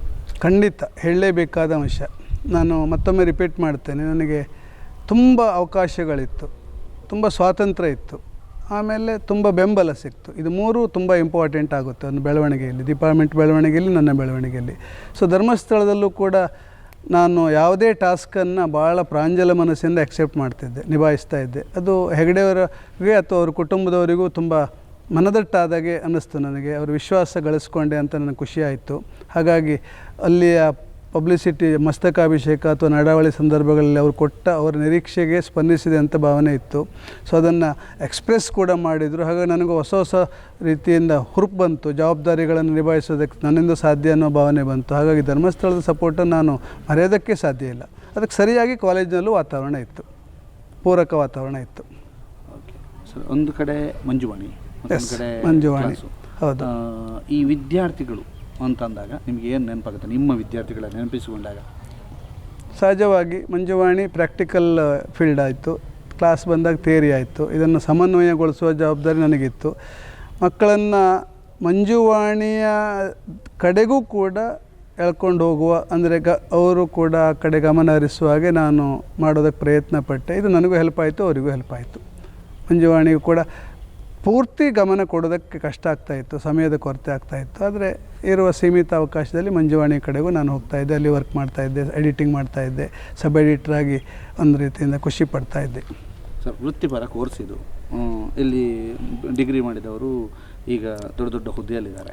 ಸೊ ಅವರೆಲ್ಲರೂ ಕೂಡ ವೃತ್ತಿ ಪಡೆದಂಥ ಕ್ಷಣಗಳು, ಅವರು ಹೋಗಿ ಬೇರೆ ಬೇರೆ ಒಂದು ಸಂಸ್ಥೆಗಳಲ್ಲಿ ಮಿಂಚಿರುವಂಥ ನನಗೆ ಅದೇ ಈಗಾಗಲೇ ಹೇಳಿದಾಗೆ ವೃತ್ತಿಪರ ಕೋರ್ಸು ನಮಗೆ ಬಂದಂಥ ಇಲ್ಲಿ ಜಾಯಿನ್ ಆದಂಥ ವಿದ್ಯಾರ್ಥಿಗಳು ಕೂಡ ಅಷ್ಟೇ ಒಂದು ರೀತಿಯಿಂದ ವಿಶೇಷವಾಗಿರ್ತಾಯಿದ್ರು. ಅವರು ಕೂಡ ಅಷ್ಟೇ ಆಸಕ್ತಿಯಿಂದ ಬರ್ತಾಯಿದ್ರು, ಶ್ರದ್ಧೆಯಿಂದ ಬರ್ತಾಯಿದ್ರು. ನಮ್ಮ ವಿದ್ಯಾರ್ಥಿಗಳು ಇಂಟರ್ನ್ಶಿಪ್ಪಿಗೆ ಹೋದಾಗ ಅಲ್ಲಿ ಎಡಿಟರ್ಗಳೇ ಬರೆದಿದ್ದಾರೆ, ಉಜಿರೆ ವಿದ್ಯಾರ್ಥಿಗಳು ಇನ್ನೋಸೆಂಟಾಗಿ ಬರ್ತಾರೆ, ಬಟ್ 2 ದಿವಸದಲ್ಲಿ ಪ್ರೊಫೆಷನಲ್ಸ್ ಆಗಿ ತುಂಬ ವೃತ್ತಿಪರರಾಗಿ ಬಿಹೇವ್ ಮಾಡ್ತಾರೆ.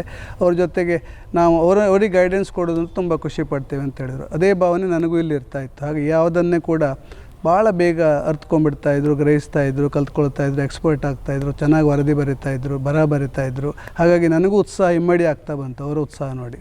ಸೊ ವಿದ್ಯಾರ್ಥಿಗಳು ತುಂಬ ಚೆನ್ನಾಗಿದ್ದರು ಅನ್ನೋದು ಸ್ವರ್ಗಕ್ಕೆ ಕಿಚ್ಚು ಅನ್ನುವ ಭಾವನೆ ಮಾತು ನೆನಪಿಗೆ ಬರ್ತಾ ಇದೆ. ಸರ್, ಒಂದು ಗೋಲ್ಡನ್ ಮೂಮೆಂಟ್ಗಳನ್ನು ಒಂದು 5 ನೆನಪಿಸ್ಕೊಳ್ಬೋದು ಅಂತಂದರೆ ಯಾವ್ಯಾವ ನೆನಪುಗಳನ್ನ ನೆನಪಿಸ್ಕೊಳ್ಬೋದು? ತುಂಬ ಇದೆ ಗೋಲ್ಡನ್ ಮೂಮೆಂಟ್ಸು. ನನ್ನ ಸರ್ವಿಸಲ್ಲಿ ನಾವು ತುಂಬ ಸೆಮಿನಾರ್ಗಳನ್ನೆಲ್ಲ ಆರ್ಗನೈಸ್ ಮಾಡೋದು ಅನ್ನೋದು ಸಹಜವಾಗಿ ಅದೆಲ್ಲ ಡಿಪಾರ್ಟ್ಮೆಂಟು ಮಾಡ್ತಾ ಇರುವಂಥದ್ದು. CCL ಅಂತೇಳಿ ಸುದೀಪ್ ದರ್ಶನ್ ನೇತೃತ್ವದ ಒಂದು ಕ್ರಿಕೆಟ್ ತಂಡ, ಇನ್ನೊಂದು ಬೆಂಗಳೂರಿನ ಟಾಪ್ ಜರ್ನಲಿಸ್ಟ್ಗಳ ತಂಡ, ಅವ್ರ ನಡುವೆ ಮುಖಾಮುಖಿ ಕ್ರಿಕೆಟ್ ಪಂದ್ಯ. ಬೆಂಗಳೂರಿಗೆ ಹೋದಾಗ ಹೀಗೆ ಅರ್ಧ ಮೂಲಕ ನನಗೊಂದು ಕೇಳಿದರು, ನಿಮ್ಮ ಕಾಲೇಜಲ್ಲಿ ಹೀಗೊಂದು ಈ ಥರದ ಪಂದ್ಯ ಮಾಡ್ಬೋದಾ ಅಂತೇಳಿ. ನಾನು ತುಂಬ ಹುಮ್ಮಸ್ಸಿನ, ನನಗೆ ಅಷ್ಟು ಅಧಿಕಾರ ಇರಲಿಲ್ಲ ಆ್ಯಕ್ಚುಲಿ. ಹಾಗೆ ಹೇಳೋದಾದರೆ ಮ್ಯಾನೇಜ್ಮೆಂಟ್ ಡಿಸ್ಕಸ್ ಮಾಡಬೇಕಿತ್ತು.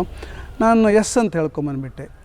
ಆಮೇಲೆ ಬಂದು ಯಶೋವರ್ಮ ಸರ್ ಡಿಸ್ಕಸ್ ಮಾಡಿದುವಾಗ ಅವರು ಎಸ್ ಅಂತ ಹೇಳಿದರು. ಆದರೆ ಒಂದು ಕಂಡೀಷನ್ ಹಾಕಿದ್ರು, ಇದು ಧರ್ಮಸ್ಥಳದಲ್ಲಿ ಕಾವಂದ್ರದ್ದು ಕೂಡ ಒಂದು ಅನುಮತಿ ಬೇಕಾಗ್ತವೆ, ಅವ್ರ ಜೊತೆಗೊಮ್ಮೆ ಚರ್ಚೆ ಮಾಡೋಣ ಅಂತ ಹೇಳಿದರು. ಸೊ ಅಲ್ಲಿ ಹೋಗಿ ಪ್ರಸ್ತಾಪ ಮಾಡಿದಾಗಲೂ ಕೂಡ ಅವರು ಕೂಡ ಪಾಸಿಟಿವ್ ಆಗಿ ತಕ್ಷಣ ಎಸ್ ಅಂತ ಹೇಳಿದರು. ಅದು ಬಟ್ ಅದು ತುಂಬ ಸವಾಲಿನ ಕೆಲಸ ಆಗಿತ್ತು. ಆದರೆ ತುಂಬ ಕಾಲೇಜ್ನವ್ರು ಇಂಥ ಪಂದ್ಯವನ್ನು ಮಾಡೋದಕ್ಕೆ ತುಂಬ ಪ್ರಯತ್ನ ಪಟ್ಟರು. ಅದು ನಮ್ಮ ಕಾಲೇಜಿಗೆ ಮಾತ್ರ ಈ ಸದಾವಕಾಶ ಸಿಕ್ಕಿತ್ತು. ಸವಾಲು ತುಂಬ ಇತ್ತು, ಒತ್ತಡ ಇತ್ತು, ಅದು ಸಕ್ಸಸ್ಫುಲ್ಲಾಗಿ ಆಗಿದೆ ಅನ್ನೋದು ಒಂದು ಮೇಜರ್ ಇವೆಂಟು ನನ್ನ ಸರ್ವೀಸಲ್ಲಿ. ಎರಡನೇದು, ದೂರದ ಬಳ್ಳಾರಿ ಉಜಿರೆ ಅಂತಂದರೆ ಗೊತ್ತಾಗುತ್ತೆ ಡಿಸ್ಟೆನ್ಸ್ ಎಷ್ಟು ಅಂತೇಳಿ. ಬಳ್ಳಾರಿಯಿಂದ ಒಂದು ದಿವಸ ಕಾಲ್ ಬಂತು. ರಂಗತೋರಣ ಅನ್ನುವ ಸಂಸ್ಥೆಯಿಂದ ಒಬ್ಬರು ಪ್ರಮುಖರು ಮಾತಾಡಿದರು. ನಾನು ನೀವು ಭಾಸ್ಕರ್ ಹಿಡಿಯವರೆಲ್ಲ ಒಂದು ಹೌದು ಅಂತಂದೆ.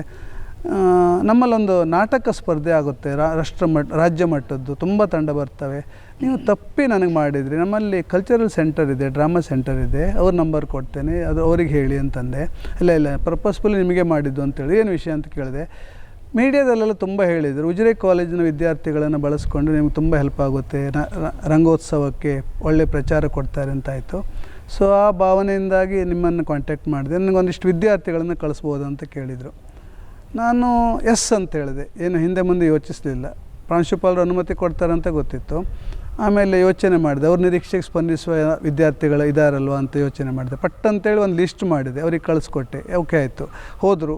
ಎಷ್ಟು ಚೆನ್ನಾಗಿ ವರ್ಕ್ ಮಾಡಿದ್ರು ಅಂತಂದರೆ ಅವರು ವೃತ್ತಿಪರರು ಬಂದಿದ್ದಾರೆ ಅನ್ನೋ ಭಾವನೆ. ಎಲ್ಲ ಅವ್ರು ನಿರೀಕ್ಷೆ ಮಾಡಿದ್ದು 1-2 ಪುಟ, ಅದು ಇವರು ದಿವಸ ಕೂಡ 5-6 ಪುಟವನ್ನು ಮಾಡ್ತಾಯಿದ್ರು. ಕೊನೆಗೆ 7 ವರ್ಷ ಪೂರ್ತಿ ಬಳ್ಳಾರಿಯಿಂದ ಉಜಿರೆ ನಡುವೆ ತುಂಬ ಜರ್ನಲಿಸಮ್ ಕಾಲೇಜುಗಳಿದ್ದರೂ ಕೂಡ, ವಿದ್ಯಾರ್ಥಿಗಳು ತುಂಬ ಇದ್ದರೂ ಕೂಡ 7 ವರ್ಷ ಕೂಡ ಆ ರಂಗೋತ್ಸವದಲ್ಲಿ, ನಾಟಕೋತ್ಸವದಲ್ಲಿ ಉಜಿರೆ ವಿದ್ಯಾರ್ಥಿಗಳೇ ಹೋಗಿ ಅದನ್ನು 1 ವಾರ ಪೂರ್ತಿ ತುಂಬ ಯಶಸ್ವಿಯಾಗಿ ನಿಭಾಯಿಸ್ಕೊಂಡು ಬಂದರು.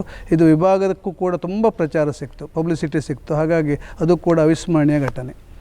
ಓಕೆ, ಒಂದು ಸಲ ರಂಗನಾಥ್ ಅವರು ಬಂದು ರಂಗನಾಥ್ ಅವರು ಬಂದ ಕ್ಷಣವೂ ಕೂಡ ಭಾಳ ಎವರ್ ಮೆಮೊರೇಬಲ್. ಅದು ಆಹ್ವಾನಿಸಿದ್ರು ಕಷ್ಟ ಅವ್ರನ್ನ ಬರೋದು, ಅವ್ರನ್ನ ಕರೆದ್ರೆ ಕಷ್ಟ. ಉಜಿರೆ ಎಲ್ಲ ದೂರ ಅಂತ ಒಮ್ಮೊಮ್ಮೆ ಹೇಳ್ತಾರೆ.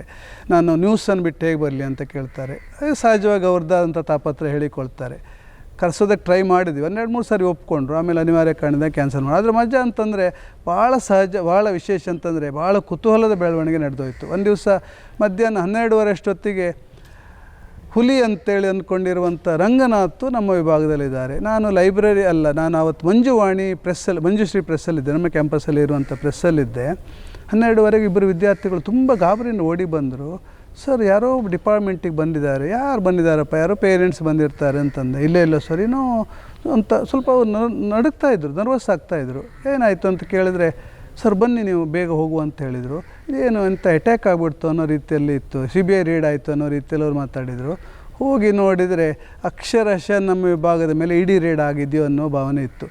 ರಂಗನಾಥ್ ಆವತ್ತಿನ ಕನ್ನಡ ಪತ್ರಿಕೋದ್ಯಮದ ಹುಲಿ ಅಂತೇಳಿ ಹೆಸರಿರುವಂಥ ಕನ್ನಡಪ್ರಭದ ಸಂಪಾದಕರಾಗಿದ್ದ ರಂಗನಾಥ್, ಅವ್ರ ಪಕ್ಕದಲ್ಲಿ TJS ಜಾರ್ಜ್ ಕೂತಿದ್ದಾರೆ.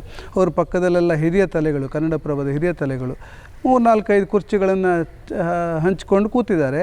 ನಮ್ಮಲ್ಲಿ ರ್ಯಾಕ್ ಮೇಲೆ ಇದ್ದಂಥ ಒಂದಷ್ಟು ಮಕ್ಕಳ ಬರಹದ ಆಲ್ಬಮ್ಗಳನ್ನೆಲ್ಲ ಕಿತ್ತು ಹಾಕ್ಕೊಂಡಿದ್ದಾರೆ.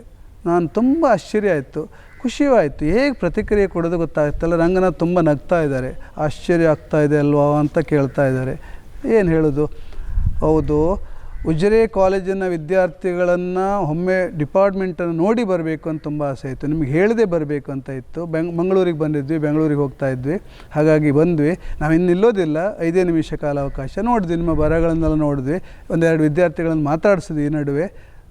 ಸರ್, ನೀವು ಅಷ್ಟು ದೂರಿಂದ ಬಂದು ಹೀಗೆ ಬಂದು ಹೊರಟ್ರೆ ಆಗಲಿಕ್ಕೆ ಇಲ್ಲ ಅಂತೇಳಿ ಮತ್ತೆ ಅವ್ರನ್ನ ಹಿಡಿದು ಒತ್ತಾಯದಿಂದ ಕೂರಿಸಿ ಯಶೋವರ್ಮನಿದ್ದಲ್ಲಿ ಕರ್ಕೊಂಡೋಗಿ ಅಲ್ಲೊಂದಷ್ಟು ಹೊತ್ತು ಮಾತಾಡಿಸಿ ಅವರಿಗೆ ಟೀ ಎಲ್ಲ ವ್ಯವಸ್ಥೆ ಮಾಡಿ, ಅಂದರೆ ನನ್ನ ಪಾಲಿಗೆ ಅದು ಅವಿಸ್ಮರಣೀಯ ಘಟನೆ. ಅದು ಅವ್ರು ಅಷ್ಟೊತ್ತು ಇದ್ದು ಹೋಗಿದ್ದು. ಆಮೇಲೆ TJS ಜಾರ್ಜು ಅದೇ ಆ ಸಣ್ಣ ಮೂಮೆಂಟಲ್ಲಿ ನಮ್ಮ ಲೈಬ್ರರಿನೂ ಕೂಡ ನೋಡಿದ್ರಂತೆ. ಕ್ಯಾಂಪಸ್ಸಿನ ವಾತಾವರಣ ತುಂಬ ಪಿನ್ ಡ್ರಾಪ್ ಸೈಲೆಂಟಲ್ಲಿ ಕಾಲೇಜ್ ಕ್ಯಾಂಪಸ್ ಇದೆ ಅನ್ನೋದನ್ನು ಗಮನಿಸಿದ್ರಂತೆ. ಆಮೇಲೆ ಅಲ್ಲಿಂದ ಬೆಂಗಳೂರಿಗೆ ಹೋಗಿ ಒಂದು ಚಂದ ಪತ್ರ ಬರೆದ್ರು. ಅದರಲ್ಲೊಂದು 5,000 ರೂಪಾಯಿನ ಚೆಕ್ ಕೂಡ ಇಟ್ಟಿದ್ರು. ಇದನ್ನು ಪತ್ರಿಕೋದ್ಯಮ ವಿದ್ಯಾರ್ಥಿಗಳಿಗೆ ಹೆಲ್ಪ್ ಆಗುವ ಒಂದಷ್ಟು ಪುಸ್ತಕಗಳನ್ನು ಖರೀದಿ ಮಾಡಿಕೊಳ್ಳಿ ಅನ್ನುವ ಪತ್ರ ಇತ್ತು. ಅವರು ಬರೆದಿರೋ ಪತ್ರ ಕೂಡ ಅದು ವಿಶೇಷವಾಗಿ ನಮಗೆ ಮುದ ನೀಡುವಂಥದ್ದು, ಇನ್ಸ್ಪೈರ್ ಆಗುವಂಥದ್ದು, ಮೋಟಿವೇಟ್ ಮಾಡುವಂಥದ್ದಾಗಿತ್ತು. ಅದು ಒಂದು ಸ್ಮರಣೀಯ ಅನುಭವ ಅಂತೇಳಿ ಖುಷಿ ಆಗ್ತಾಯಿದೆ. ಇನ್ನೊಂದು ಹೇಳಲೇಬೇಕಾದಂಥದ್ದು, ಧಾರವಾಡದಲ್ಲಿ ಕರ್ನಾಟಕ ವಿಶ್ವವಿದ್ಯಾಲಯದ ಪತ್ರಿಕೋದ್ಯಮ ವಿಭಾಗ ಆವಾಗ ಒಂದು ರೆಗ್ಯುಲರಾಗಿ ಪ್ರತಿ ವರ್ಷ ರಾಷ್ಟ್ರ ಮಟ್ಟದ ಉತ್ಸವ ಫೆಸ್ಟ್ ಅಂತೇಳಿ, ಮೀಡಿಯಾ ಫೆಸ್ಟು, ಅದರಲ್ಲಿ ಸ್ಪರ್ಧೆ, ರಾಷ್ಟ್ರದ ಪತ್ರಿಕೋದ್ಯಮ ವಿದ್ಯಾರ್ಥಿಗಳಿಗಾಗಿ ಸ್ಪರ್ಧೆ. ಸಹಜವಾಗಿ ನಮಗೂ ಅವಕಾಶ ಇತ್ತು. ಫಸ್ಟ್ ಇಯರ್ ಹೋದ್ವಿ, ನಮ್ಮ ಪ್ರಯತ್ನ ಮಾಡಿದ್ವಿ. ನಮಗೆ ಖುಷಿ ಅಂತಂದರೆ ಚಾಂಪಿಯನ್ಶಿಪ್ ಸಿಕ್ತು. 2ನೇ ವರ್ಷ ಕೂಡ ನಮ್ಮ ಪ್ರಯತ್ನ ನಾವು ಮಾಡಿದ್ವಿ. ಹೆಲ್ದಿ ಕಾಂಪಿಟೇಷನ್ ಇತ್ತು, ನಮಗೆ ಚಾಂಪಿಯನ್ಶಿಪ್ ಸಿಕ್ತು. 3ನೇ ವರ್ಷ ಮತ್ತೆ ನಾವು ಪ್ರಯತ್ನ ಪಟ್ವಿ. ಆದರೆ ಅಲ್ಲಿ ಏನೋ ಒಂದು ರೀತಿಯಿಂದ ಎಲ್ಲರೂ ಒಟ್ಟಾಗ್ತಾ ಇದ್ದಾರೆ ಅನ್ನೋ ಭಾವನೆ ಬಂತು. ಉಜಿರೆಯವ್ರನ್ನ ಸೋಲಿಸಬೇಕು ಅನ್ನೋ ಪೈಪೋಟಿ ಇದ್ದಾಗಿತ್ತು. ನಾವು ಅದನ್ನು ಅಂತ ಏನು ಸೀರಿಯಸ್ ಆಗಿ ತಗೊಂಡಿರಲಿಲ್ಲ. ನಮ್ಮ ಪ್ರಯತ್ನ ಮಾಡಿದ್ವಿ. 3ನೇ ವರ್ಷ ಕೂಡ ಉಜಿರೆಗೆ ಚಾಂಪಿಯನ್ಶಿಪ್, ನಮಗೆ ಚಾಂಪಿಯನ್ಶಿಪ್. 4ನೇ ವರ್ಷ ಸ್ಪಷ್ಟವಾಗಿ ಗೊತ್ತಾಗ್ತಾ ಇತ್ತು, ಉಜಿರೆಯನ್ನು ಈ ಸರಿ ಸೋಲಿಸಲೇಬೇಕು ಅಂತ, ಬೇರೆ ಎಲ್ಲ ಒಟ್ಟಾಗಿದ್ದಾರೆ ಅಂತೇಳಿ. ನಾವೇನು ಆ ವರ್ಷ ಕೂಡ ನಮ್ಮ ಪ್ರಯತ್ನವನ್ನು ಮಾಡಿದ್ವಿ. ಆ ವರ್ಷ ಕೂಡ ನಮಗೆ ಬಂತು. 5ನೇ ವರ್ಷ ಕ್ರೂಷಿಯಲ್ಲು. ಅದು ಓಪನ್ ಆಗಿ ಒಂದು ರೀತಿಯಿಂದ ಜಿದ್ದಾಜಿದ್ದ ಸ್ಪರ್ಧೆ ಅನ್ನೋ ಹಾಗೆ, ಎಲೆಕ್ಷನ್ ಫೇಸ್ ಮಾಡ್ತಾ ಇದೆ ಅನ್ನೋಷ್ಟು ಜಿದ್ದಾಜಿದ್ದಿ. ನಮ್ಮ ಮಕ್ಕಳು ಧಾರವಾಡಕ್ಕೆ ಹೋಗಿ ಇಳ್ಕೊಂಡು ವಸತಿಗೆಲ್ಲ ಹೋಗುವಾಗಲೇ ಶುರು ಮಾಡಿದರು. ಫೋನ್ ಮಾಡಲಿಕ್ಕೆ ಶುರುವಾಯಿತು. ಸರ್, ಯಾಕೋ ನಮ್ಮನ್ನು ಬೇರೆ ದೃಷ್ಟಿಯಿಂದ ನೋಡ್ತಾ ಇದ್ದಾರೆ, ಅವರೆಲ್ಲ ಗುಟ್ಟಾಗಿ ಮಾತಾಡ್ತಾ ಇದ್ದಾರೆ, ಅವರೆಲ್ಲ ಗುಂಪು ಆಗ್ತಾ ಇದ್ದಾರೆ, ನಮಗೆ ಯಾಕೋ ಒಂದು ರೀತಿಯಿಂದ ಏನೋ ಒಂದು ರೀತಿ ಫೀಲ್ ಆಗ್ತಾಯಿದೆ ಅಂತಂದರು. ಅವಾಗ ವಿಷಯ ಸ್ಪಷ್ಟ ಆಗ್ತಾ ಇತ್ತು. ಉಜಿರೆಯವರಿಗೆ ಈ ಸಾರಿ ಯಾವುದೇ ಕಾರಣಕ್ಕೆ ಚಾಂಪಿಯನ್ಶಿಪ್ ಪಟ್ಟ ಸಿಗಬಾರ್ದು ಅನ್ನೋದು ಗುಟ್ಟು ಅಂತ ಗೊತ್ತಾಯಿತು. ಆಮೇಲೆ ನಮ್ಮ ವಿದ್ಯಾರ್ಥಿಗಳು ಎಷ್ಟು ನರ್ವಸ್ ಆದರು ಅಂತಂದರೆ ರಾತ್ರಿ ಅವರನ್ನು ಶಿಫ್ಟ್ ಮಾಡಿ ಅಕೊಮಡೇಷನ್ನ ಡೆಂಟಲ್ ಕಾಲೇಜಿಗೆ ಹೋಗಿ ಉಳಿಸಿದ್ವಿ.